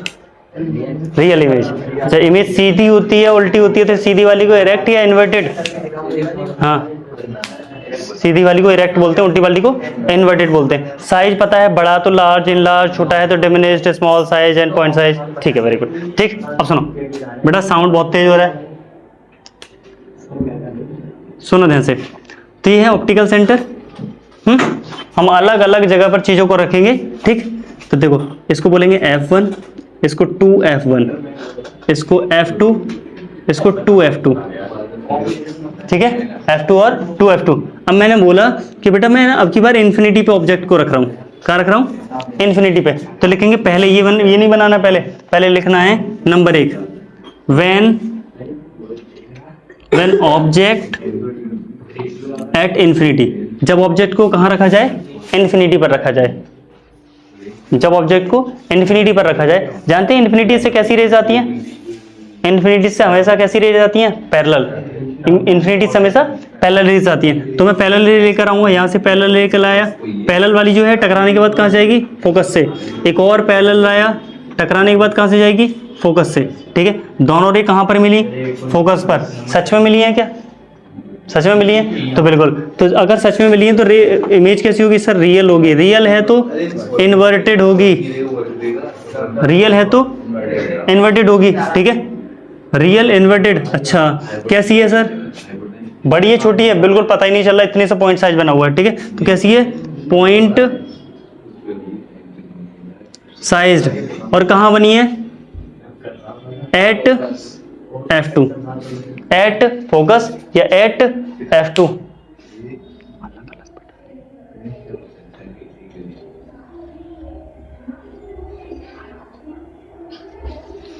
देखो जरा, रियल इन्वर्टेड पॉइंट साइज और एट F2, ठीक है। दूसरा देखो, अब की बार हम यहां रख लेते हैं थोड़ा सा, इससे पहले रख लेते हैं, ठीक है। तो लिखेंगे when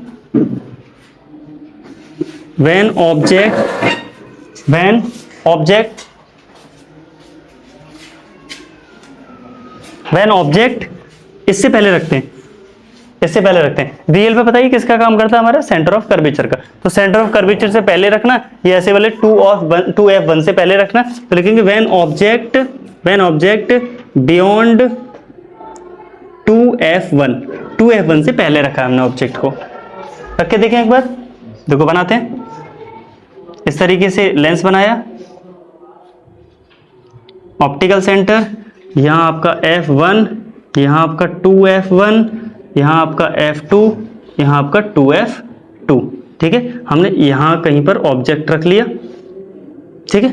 अच्छा रेज लेकर जाएंगे, एक रेज जाएगी पैरेलल जाने वाली, टकराने के बाद कहाँ जाएगी, फोकस से।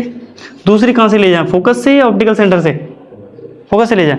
देखो तो अगर हम एक रे को फोकस से लेकर जाते हैं तो टकराने के बाद क्या हो जाएगी, पैरेलल हो जाएगी, बिल्कुल पैरेलल हो जाएगी। तो पैरेलल निकल के यहाँ से कुछ, हाँ यहीं से जाएगी, ऐसे ऐसे ऐसे, यहाँ कहीं मिली, यहाँ पर मिली है, यहाँ मिली है, तो ऐसी कुछ इमेज बन जाएगी नीचे की तरफ, ठीक है।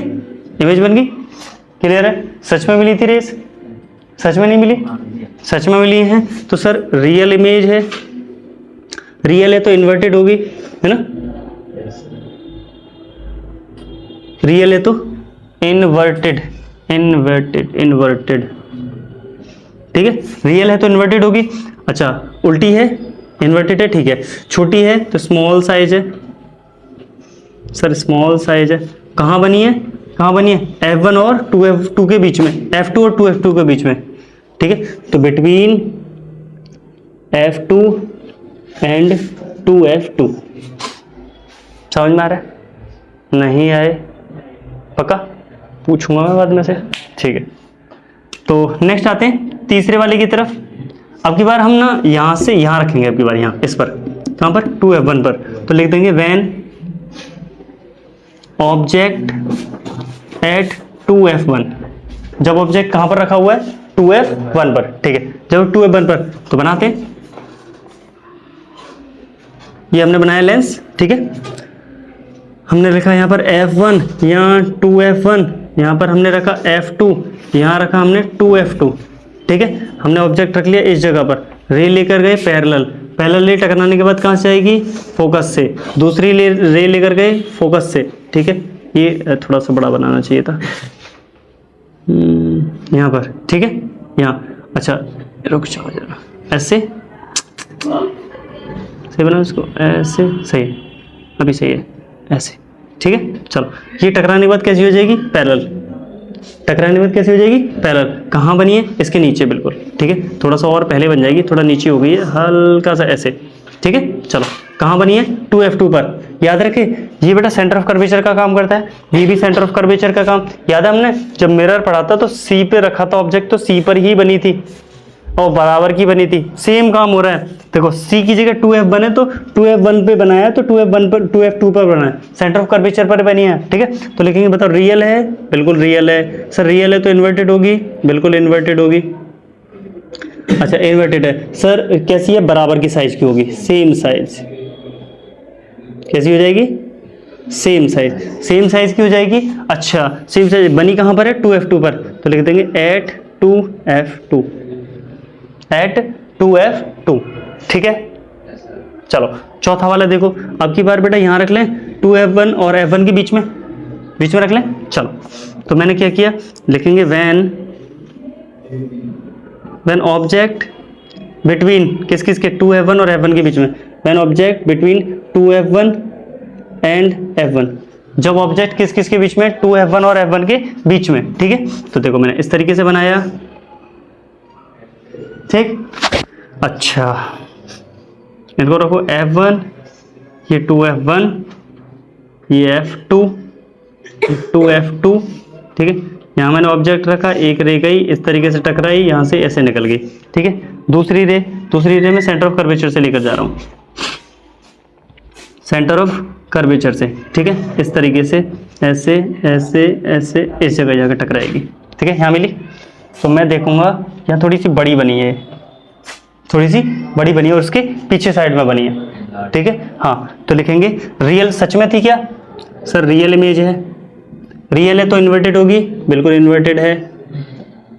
सर बड़ी है, बिल्कुल लार्ज इन साइज, लार्ज बनी है, लार्ज है और कहाँ पर है, बिहाइंड यानी पीछे, बिहाइंड किसके, 2F2, तो लिखेंगे बिहाइंड 2F2, 2F2 के कहाँ बनी है, पीछे बनी है। 4 हो गए, चलो 5वां देखें। चलो इसको हटाते हैं बेटा,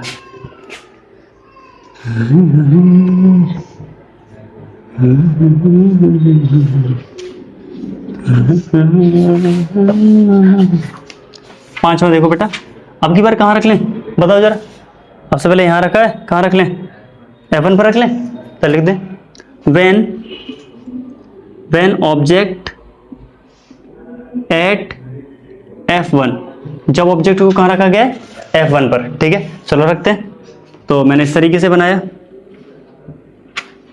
ये ऑप्टिकल सेंटर, ये F1, ये 2F1, यहाँ पर F2 और इस जगह पर 2F2।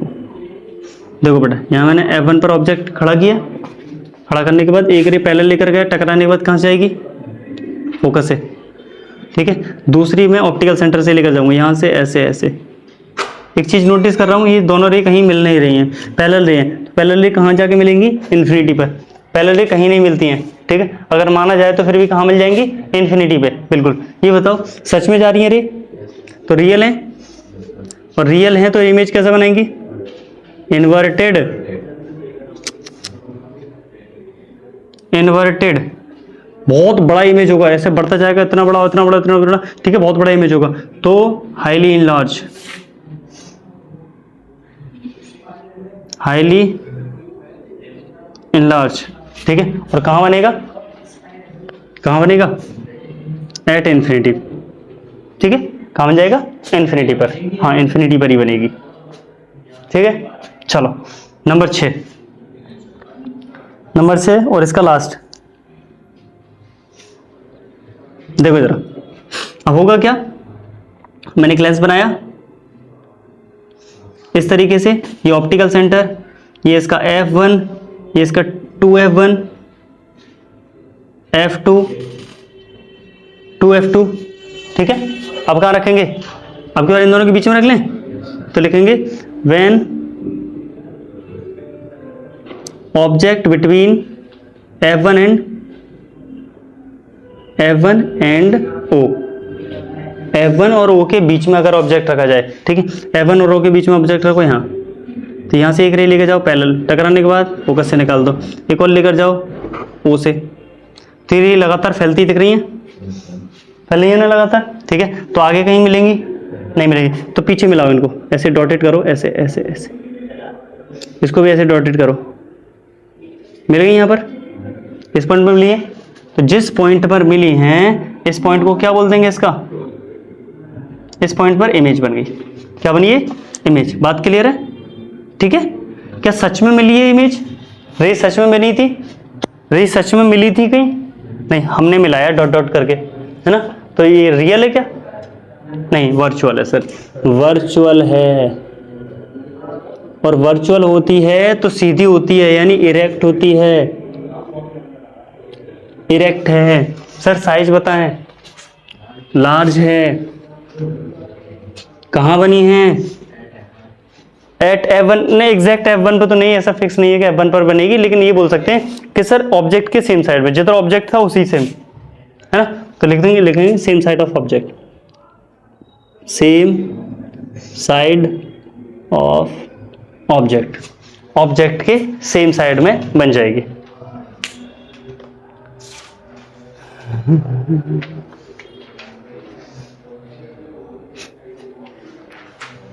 हटाते हैं, चलो बढ़िया, बहुत बढ़िया।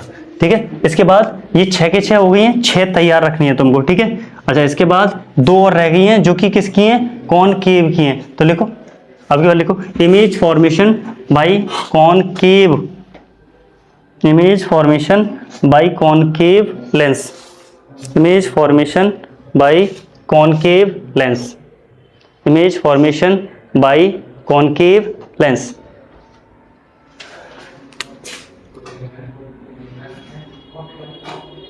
बनाए?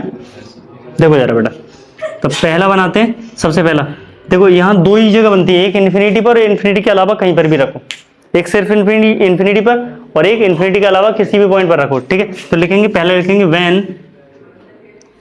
व्हेन ऑब्जेक्ट एट इन्फिनिटी, जब ऑब्जेक्ट कहाँ रखा हुआ है? इन्फिनिटी पर। तो बनाते हैं, देखो बेटा, कॉनकेव इस तरीके से बनाते हैं, ऐसे। ये आपका हो गया ऑप्टिकल सेंटर, ये आपका हो गया F1, ये आपका 2F1, ये आपका F2, ये आपका 2F2। ठीक है, कोई डाउट है? चलो, इन्फिनिटी पे रखा है अगर हमने बजाय ऑब्जेक्ट, तो इन्फिनिटी से कैसी रे आती हैं? पैरेलल। तो इन्फिनिटी से पहले ले आती हैं, तो एक रे पैरेलल आएगी, यहाँ टकराएगी, है ना? एक पैरेलल आएगी, यहाँ टकराएगी, और एक और पैरेलल यहाँ से ले आएंगे, यहाँ टकरा जाएगी। सही है? टकराने के बाद ये फोकस से निकल जाएगी, फोकस से निकलेगी नहीं सर, ये तो कन्वर्ज करता ही नहीं है। क्या करता है? डाइवर्ज करता है। तो ऐसा लगेगा किधर डायरेक्शन में डाइवर्ज कर देता, कि ऐसे आ रही हो रही, रियल में आ ही नहीं रही यहाँ से, लेकिन इस डायरेक्शन में जाएगा ये ऐसे, ये वाली किस डायरेक्शन में जाएगी? ऐसे, ऐसे। ठीक है, बात समझ में आ रही है? ये कहीं आगे जाके मिलेंगी रेज, ये मिलेंगी कहीं, फैलती हुई जा रही है, मिलेंगी नहीं। तो कहीं मिली है क्या? बिल्कुल मिली है सर, पीछे मिलाई है, खुद से नहीं मिली है, लेकिन वो अलग बात है, हमने डॉट डॉट करके पीछे मिला दी है, लेकिन खुद से नहीं मिली है। अब खुद से नहीं मिली है, जब मिलाई गई है तो रियल है या वर्चुअल? वर्चुअल इमेज है सर। और वर्चुअल होती है तो क्या होती है? इरेक्ट होती है। बिल्कुल ठीक है। पॉइंट साइज है सर, बिल्कुल पॉइंट जैसा है, पॉइंट साइज, पॉइंट साइज। और कहां बनी है? At F1, at F1। ठीक है, देखो लिखो सेकंड वाला। अब बेटा सिर्फ इन्फिनिटी को छोड़ के कहीं भी रखो। ठीक है, तो लिखेंगे व्हेन ऑब्जेक्ट, व्हेन ऑब्जेक्ट, जब ऑब्जेक्ट कहां पर हो? When object at anywhere, at anywhere. बस किसको छोड़ के? किसको छोड़ के? हाँ, इन्फिनिटी को छोड़ के। ठीक है, चलो बनाते हैं बेटा। फिर हमने एक कॉनकेव लेंस बनाया। ठीक है, इसमें हमने ऑप्टिकल सेंटर डाला, यहाँ आपका F1 डाला, यहाँ 2F1 डाला, यहाँ आपका F2 डाला, और यहाँ 2F2 डाला। ठीक है बेटा, अब देखो जरा, अब हम यहाँ रख लेते हैं कहीं पर, मान लेते हैं यहाँ रख लिया हमने ऑब्जेक्ट। ठीक है, अब एक रे जाएगी पैरेलल, टकराने के बाद कहाँ से जाएगी? टकराने के बाद ये रे पैरेलल गई, टकराने के बाद कहाँ से जाएगी? फोकस है, इस वाले फोकस से नहीं सर, फैलेगी, लेकिन फैलेगी ऐसे जैसे कि इस वाली फोकस से आ रही हो। ठीक है, ऐसे। बात क्लियर है? ना समझ में आया? पक्का? देखो अब दूसरी कहाँ से ले जाऊँ, ऑप्टिकल सेंटर से ले जाएं सर, ऑप्टिकल सेंटर से, सर ऑप्टिकल सेंटर पे गिराएंगे दूसरी, यहाँ सीधी निकल जाएगी ऑप्टिकल सेंटर वाली, तो ऑप्टिकल सेंटर वाली सीधी निकल जाएगी। अब जरा सोच के देखना बेटा, अगर ये ऑप्टिकल सेंटर से गई है, अगर ये ऑप्टिकल सेंटर से गई है और ये इधर गई है, तो ये कभी मिल पाएंगी क्या? कभी मिल पाएंगी? कभी नहीं मिलेंगी। कहीं पीछे कहीं मिली है, यहाँ मिली है, ये मिली है ना। तो एक छोटी सी इमेज बन गई। तो लिखेंगे बेटा क्या सच में मिली थी? नहीं मिली थी, तो रियल है वर्चुअल? वर्चुअल इमेज है, ठीक है बेटा, वर्चुअल इमेज है। अच्छा वर्चुअल है तो वर्चुअल है तो इरेक्ट होगी, वर्चुअल है तो इरेक्ट होगी।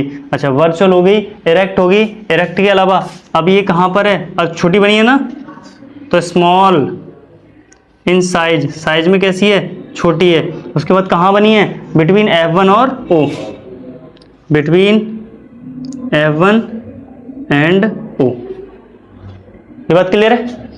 ठीक है, हटाएं इसको। ये हो गया आपका क्या, इमेज फॉर्मेशन पूरा। इमेज फॉर्मेशन के बाद अब क्या है? साइन कन्वेंशन, फिर लेंस फॉर्मूला। चलो नेक्स्ट ले गए, हटा दो इसको। चलो बेटा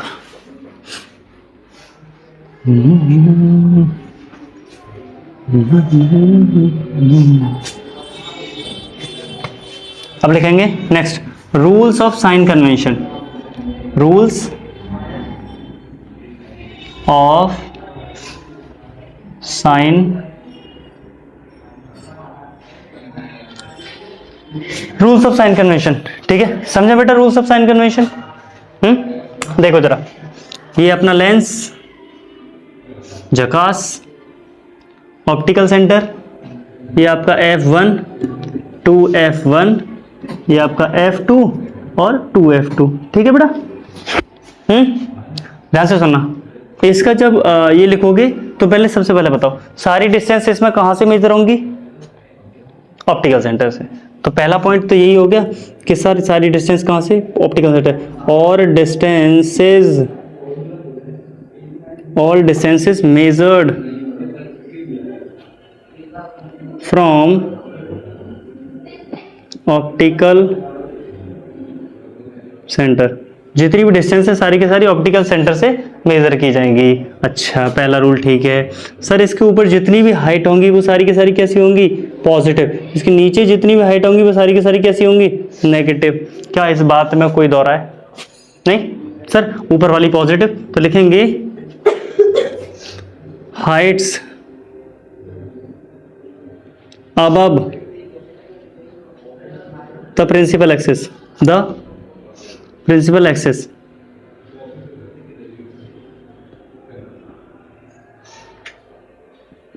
considered as positive।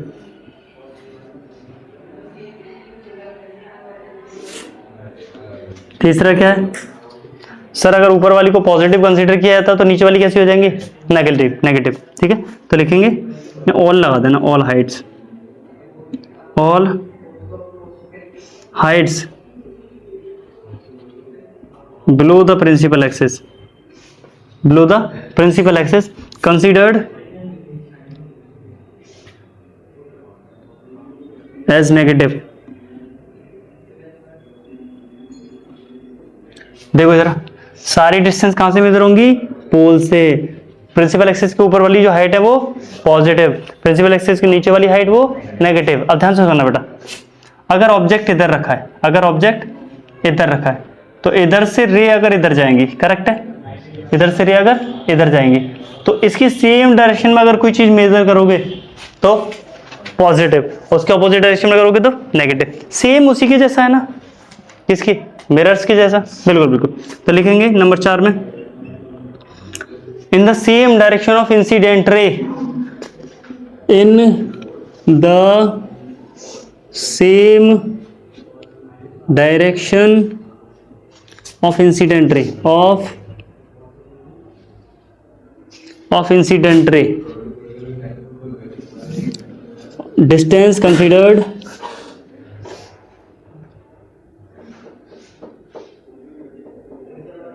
distance considered as positive. सारी की सारी जो डिस्टेंस है वो कैसी हो जाएंगी? पॉजिटिव, सेम डायरेक्शन में। अब लिखेंगे वाइस वर्सा, मतलब इसके ऑपोजिट डायरेक्शन में जितनी भी होंगी वो कैसी हो जाएंगी? नेगेटिव। ठीक है, कोई डाउट है? हाँ, नहीं समझ में आया? देखो मैं बताऊं, ऐसे ही बता दिया करो जो चीज समझ में नहीं आ रही है। जैसे मान लेते हैं यहां पर ऑब्जेक्ट है, यहाँ ऑब्जेक्ट है, रे इधर जा रही है। ठीक है, एक हो सकता है इमेज इधर बने या इमेज इधर बने, एक हो सकता है इमेज इधर बन जाए। ठीक है, तो अगर इधर बनी है तो मैं इमेज की डिस्टेंस ऐसी तो मेजर करूंगा, तो रे इधर जा रही है, हम उल्टा मेजर कर रहे हैं तो इसको क्या ले लूंगा? नेगेटिव वी, इमेज की डिस्टेंस को नेगेटिव ले लूंगा। लेकिन रे इधर जा रही है और मैंने इमेज डिस्टेंस भी इधर ही मेजर की तो कैसी होगी? पॉजिटिव। यानी सर रे इधर से आ रही हैं, आपने इधर मेजर किया, सेम डायरेक्शन पॉजिटिव। रे इधर से आ रही है, आपने इधर मेजर कर दिया, नेगेटिव। रे इधर से आ रही है, आपने इधर मेजर किया, पॉजिटिव। रे इधर से आ रही है, इधर ही किया, पॉजिटिव। रे इधर से आ रही है, आपने इधर मेजर किया तो नेगेटिव। बात क्लियर है? ठीक है, रे का ऑपोजिट डायरेक्शन में नेगेटिव पॉजिटिव। चलो भाई ठीक है, ये हो गए सारे के सारे साइन कन्वेंशन के रूल्स। आगे बढ़ जाएं। चलो नेक्स्ट आते हैं लेंस फॉर्मूला पर। Next lens formula.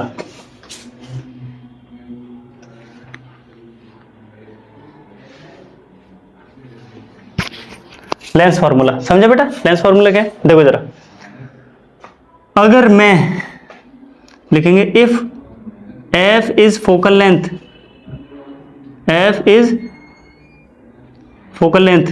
अच्छा ये बताओ ऑब्जेक्ट की डिस्टेंस को किससे दिखाते हैं? यू से। And you is the distance of object,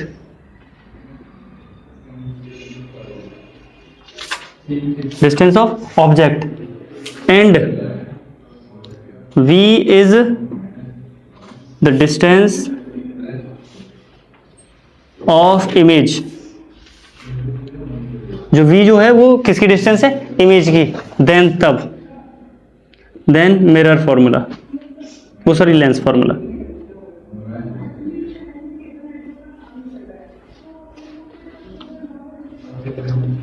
one upon F equal one upon V और one upon F equal one upon V minus one upon U. वो बेटा मिरर का है, मिरर वाले में प्लस होता है, मिरर वाले में प्लस होता है और इसमें लेंस वाले में माइनस होता है। अच्छा एक और चीज़ याद रखना, मैं यहाँ पर लिखता हूँ मिरर वाला sir, mirror mirror mirror. Mirror का जो एफ का फॉर्मूला था यानी लेंस फॉर्मूला था वो था one upon, mirror formula one upon F equal one upon v plus one upon u. लेकिन मैग्निफिकेशन था m equal h i upon h o equal minus v upon u, यानी positive वाले में यहाँ negative आया था। तो क्या अगर इसका मैग्निफिकेशन निकालेंगे तो m equal h i upon h o equal, ये माइनस वाले में प्लस नहीं आ जाएगा, प्लस का वी अपॉन यू।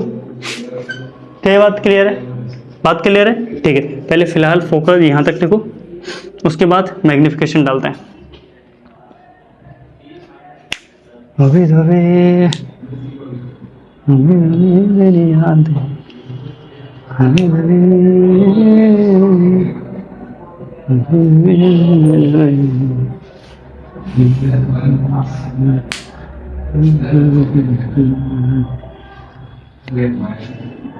हाँ भाई हो गया, बढ़ जाए आगे। चलो नेक्स्ट लिखो मैग्निफिकेशन, मैग्निफिकेशन। अच्छा यहाँ पर एक डाल देना, यू बी एफ जो है विद साइन है, u u comma v comma f with sign, with sign, with sign. ठीक है, विद साइन। क्लियर? चलो बेटा अब लिखो मैग्निफिकेशन। और मैग्निफिकेशन, फिकेशन, मैग्निफिकेशन। चलो मैग्निफिकेशन क्या होता है बेटा? देखो जरा फॉर्मूले से ही हम इसकी डेफिनेशन बनाएंगे। एम इक्वल होता है हाइट ऑफ इमेज और height of object. M equal क्या होता है? Height of image upon height of object. ठीक है, सुनना बेटा, तो मैग्निफिकेशन एम इक्वल क्या होता है? ऐसे बोल देंगे सर, इसको डेफिनेशन बनाएं तो क्या बोलेंगे? ये अपॉन में जो होता है वो क्या होता है, रेशियो। क्या होता है, रेशियो। किस किस का रेशियो, हाइट ऑफ इमेज और हाइट ऑफ ऑब्जेक्ट का। ये एच आई क्या है, हाइट ऑफ इमेज, और एच ओ क्या है, हाइट ऑफ ऑब्जेक्ट। कोई डाउट है, नहीं है? चलो देखो बेटा, तो हम बोल देंगे the ratio of height of image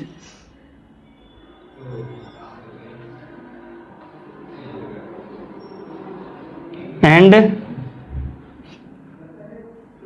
height of object is known as magnification. इसको m से रिप्रेजेंट करते हैं, डिनोट किससे करते हैं, रिप्रेजेंट करते हैं m से, ठीक है। चलो तो एक बार फॉर्मूला फाइनल लिख देना, ये वाला फॉर्मूला लिखना m equal h i upon h o, लिखना m equal h i upon h o equal v upon u, m equal h i upon h o equal v upon u।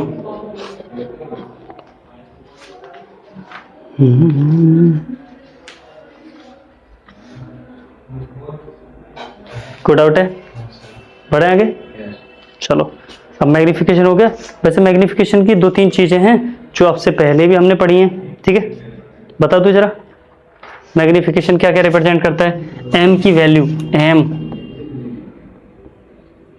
ना सुनना, m की value अगर 1 के बराबर है, m की value अगर 1 के बराबर है, इसका मतलब जितनी 1 कब आएगा, मान लेते 5 सेंटीमीटर की ऑब्जेक्ट था, 5 ही का इमेज बन गया, 5/5 1 हो जाएगा। इसका मतलब ऐसा कब आएगा, जब मैग्निफिकेशन 1 होगा, तो होगा क्या कि हाइट ऑफ इमेज और हाइट ऑफ ऑब्जेक्ट दोनों कैसे होंगे, बराबर होंगे। नहीं समझे, देखो मान लेते हैं ये 3 सेंटीमीटर का ऑब्जेक्ट था ना, इसकी इमेज बनी यहाँ पर 3 सेंटीमीटर की, ठीक है। मैं पूछता हूँ m क्या होगा, तो m इक्वल फॉर्मूला तो h i upon h o होता है। तो हाइट ऑफ इमेज कौन सी है, 3, हाइट ऑफ ऑब्जेक्ट कितना, 3, 3 से 3 काट देंगे तो 1 आएगा, बनाएगा कि नहीं, ठीक है। तो अगर m का वैल्यू 1 आता है, तो 1 कब आता है, जब दोनों साइडें बराबर होती हैं, दोनों चीजें बराबर होती हैं। बात क्लियर है। तो लिख देंगे m इक्वल 1 का क्या मतलब है, सेम साइज इमेज जो है वो बराबर बनी है किसके, ऑब्जेक्ट के, ठीक है। अगर m का वैल्यू 1 से बड़ा है, m का वैल्यू 1 से बड़ा है, बड़ा कब आएगा, मान लेते हैं हमने 3 सेंटीमीटर रखा था, 6 सेंटीमीटर की बन गई है ना, 3 रखा था 6 की बन गई। तो भैया m इक्वल क्या होता है, हाइट ऑफ इमेज कितनी है, height of image 6, height of object कितनी है 3, ये m का वैल्यू कितना आया 2। अभी 2 आने का क्या मतलब है, 2 आने का मतलब है कि साइज बड़ा है। ये बात क्लियर है, ठीक है। तो दूसरा लिखेंगे m इक्वल अगर 1 से बड़ा है, m का वैल्यू 1 से बड़ा है, तो इसका मतलब है लार्ज इमेज बनी है, लार्ज। और अगर m का वैल्यू 1 से छोटा, तो समझ लो फिर स्मॉल बनी है, डिमिनिश्ड वगैरह भी डाल सकते हैं। यहां तक बात क्लियर है, आगे बढ़े। चलो अच्छा, एक और चीज है बेटा, 2 सिंबल और बताते हैं। m अगर पॉजिटिव है, m अगर पॉजिटिव है, m पॉजिटिव है, तो m पॉजिटिव सिर्फ एक ही कंडीशन में आएगा, जब इमेज सीधी होगी। m पॉजिटिव, m पॉजिटिव यानी इमेज सीधे, m पॉजिटिव यानी इमेज सीधी। सीधी को क्या बोलते हैं बेटा, इरेक्ट। अच्छा, इरेक्ट इमेज रियल में आती है, वर्चुअल में आती है, पक्का वर्चुअल, बिल्कुल। तो सीधी होगी तो वर्चुअल होगी बेटा, वर्चुअल होगी, है ना। ऐसे ही अगर m का वैल्यू नेगेटिव है, m का वैल्यू नेगेटिव है ना, नेगेटिव है मतलब उल्टी बनेगी। उल्टी को क्या बोलते हैं, भूल गए, इन्वर्टेड।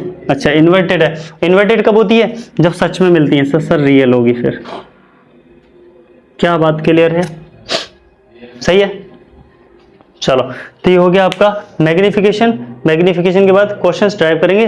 आगे लिखते हैं power of lens. Power of lens, ये क्वेश्चन तुमने पढ़ा है, पावर ऑफ लेंस देख लेना इसको। पढ़ा है, चलो बढ़िया। पावर ऑफ लेंस,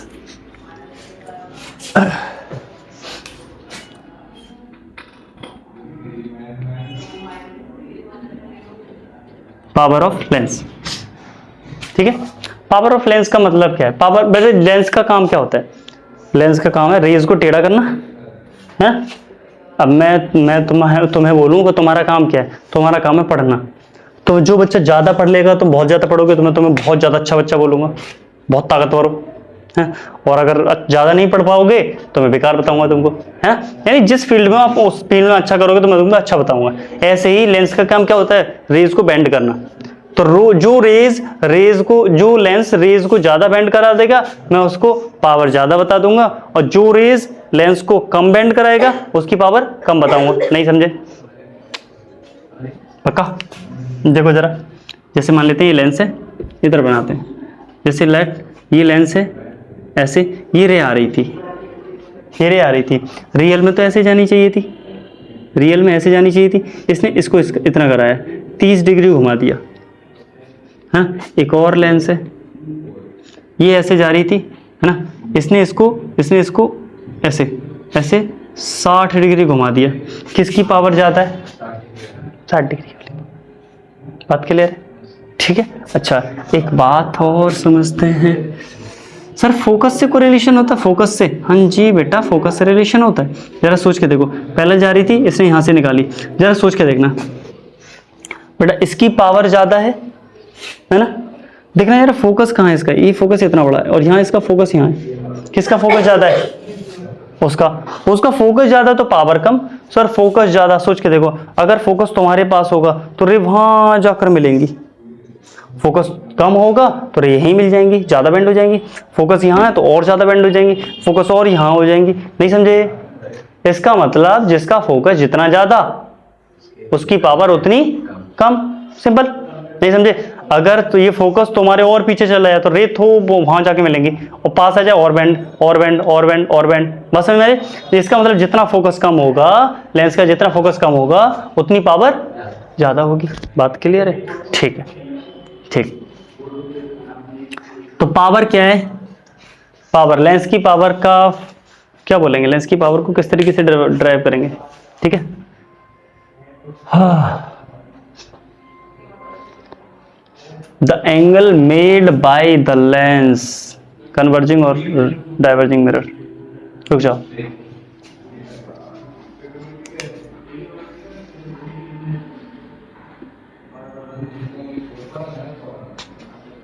लिखो कन्वर्जिंग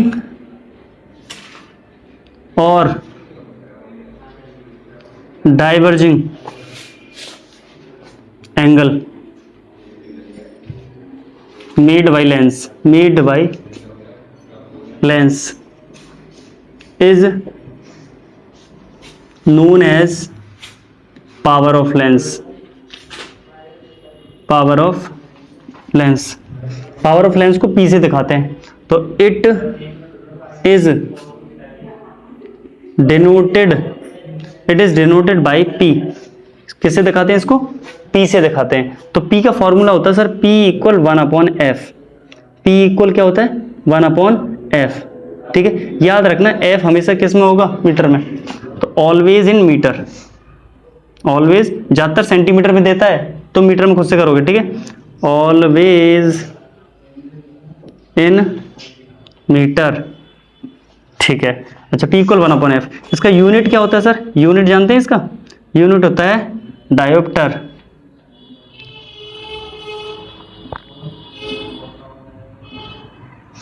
क्या होता है इसका यूनिट? डायोप्टर। ठीक है, डायोप्टर।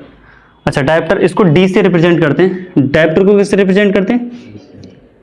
Represent D। बात क्लियर है? बात थोड़ी थोड़ी क्लियर है?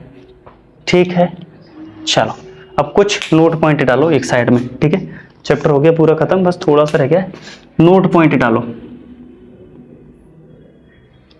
देखो बेटा, ये तुम भी सुन लो। नोट पॉइंट ये है कि ये बताओ कॉनकेव की फोकल लेंथ कैसी होती है? Negative positive? कॉनकेव की फोकल लेंथ कैसी? Negative positive? कॉनकेव की फोकल लेंथ कैसी? Negative positive?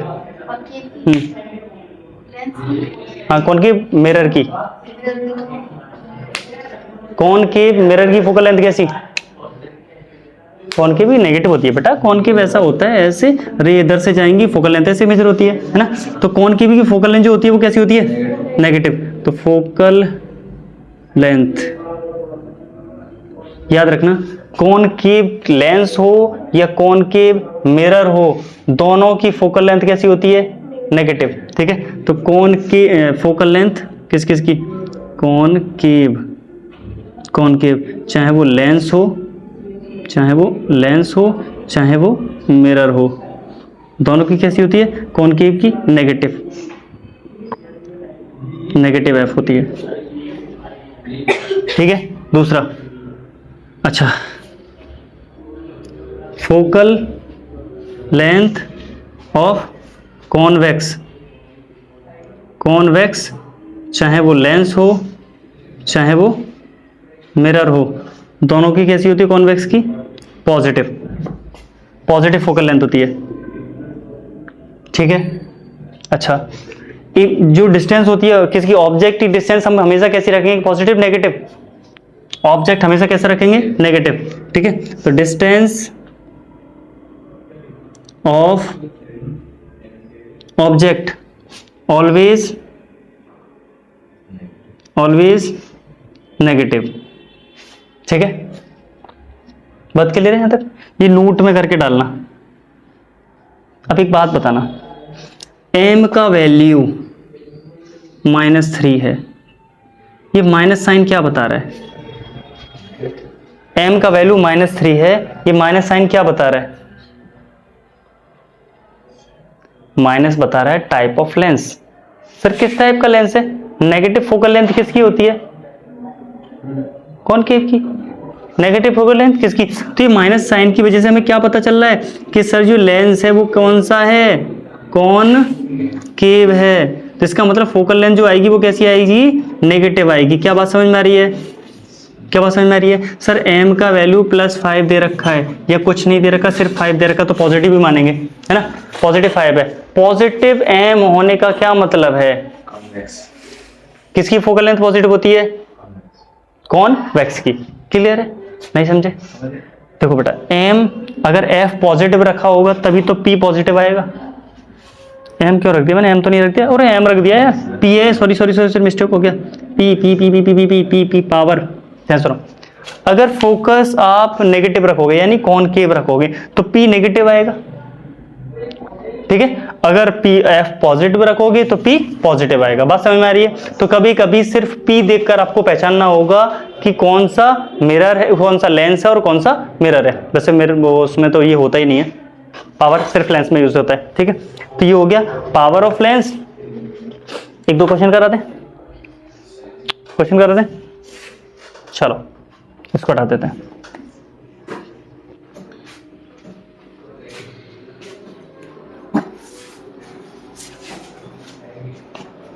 चलो करके देखें, क्वेश्चन लिखा हुआ है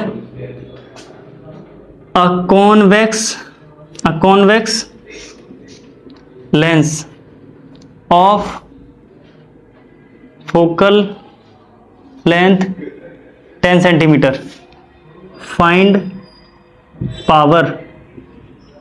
बताओ यार कितनी पावर होगी,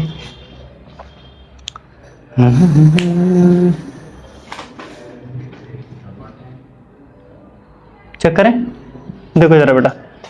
तो P इक्वल फॉर्मूला होता है 1/f। अब चेक करते हैं, कॉन्वेक्स है, कॉन्वेक्स पॉजिटिव होगी नेगेटिव फोकस, पॉजिटिव होगी, लेकिन बताया था f हमेशा किस में होनी चाहिए, मीटर में, ये किस में, सेंटीमीटर में। तो सर सेंटीमीटर से पहले मीटर में करोगे, 1/10 आया, यानी f की जगह क्या रखोगे, 1/10। तो P इक्वल हो जाएगा 1/f की जगह 1/10, 10 ऊपर चला जाएगा, तो पावर कितनी आ गई, 10 डायोप्टर। क्या बात क्लियर है। एक और देखें जरा, दूसरा क्वेश्चन मैंने लिखा a concave lens of focal length 1.5 metre, नहीं 2.5 मीटर, अब ठीक है 2.5 metre, a concave lens of focal length 2.5 metre, find f, sorry find p power.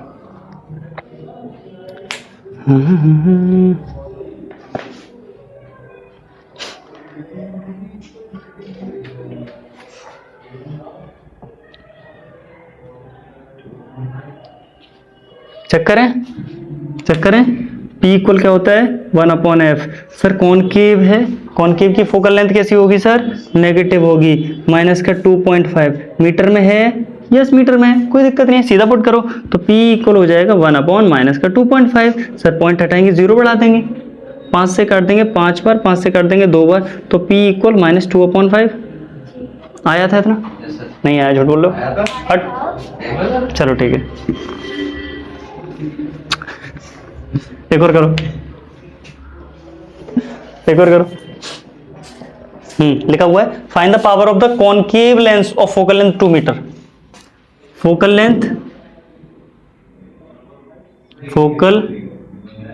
Length 2 metre, concave पहले ही बोल दिया है, पावर बताओ सर।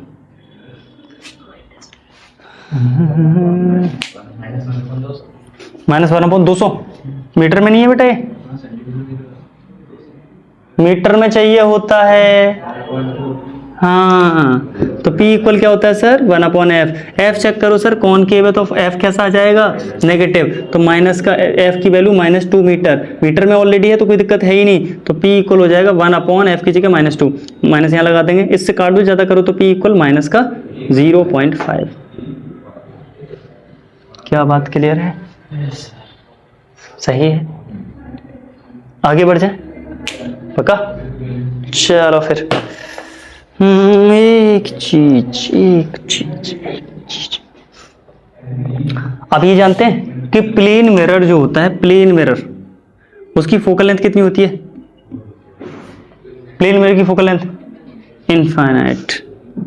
तो अगर मैं प्लेन मिरर की पावर पूछूं तो पावर चेक करते हैं सर, P इक्वल होता है 1/f, तो P इक्वल 1/infinity। 1/infinity जानते हो क्या होता है? ये दोनों लिख देना नोट में, क्या कि 1/0 इन्फिनिटी होता है और 1/infinity 0 होता है, नोट करके लिख दो इनको अपनी कॉपी में।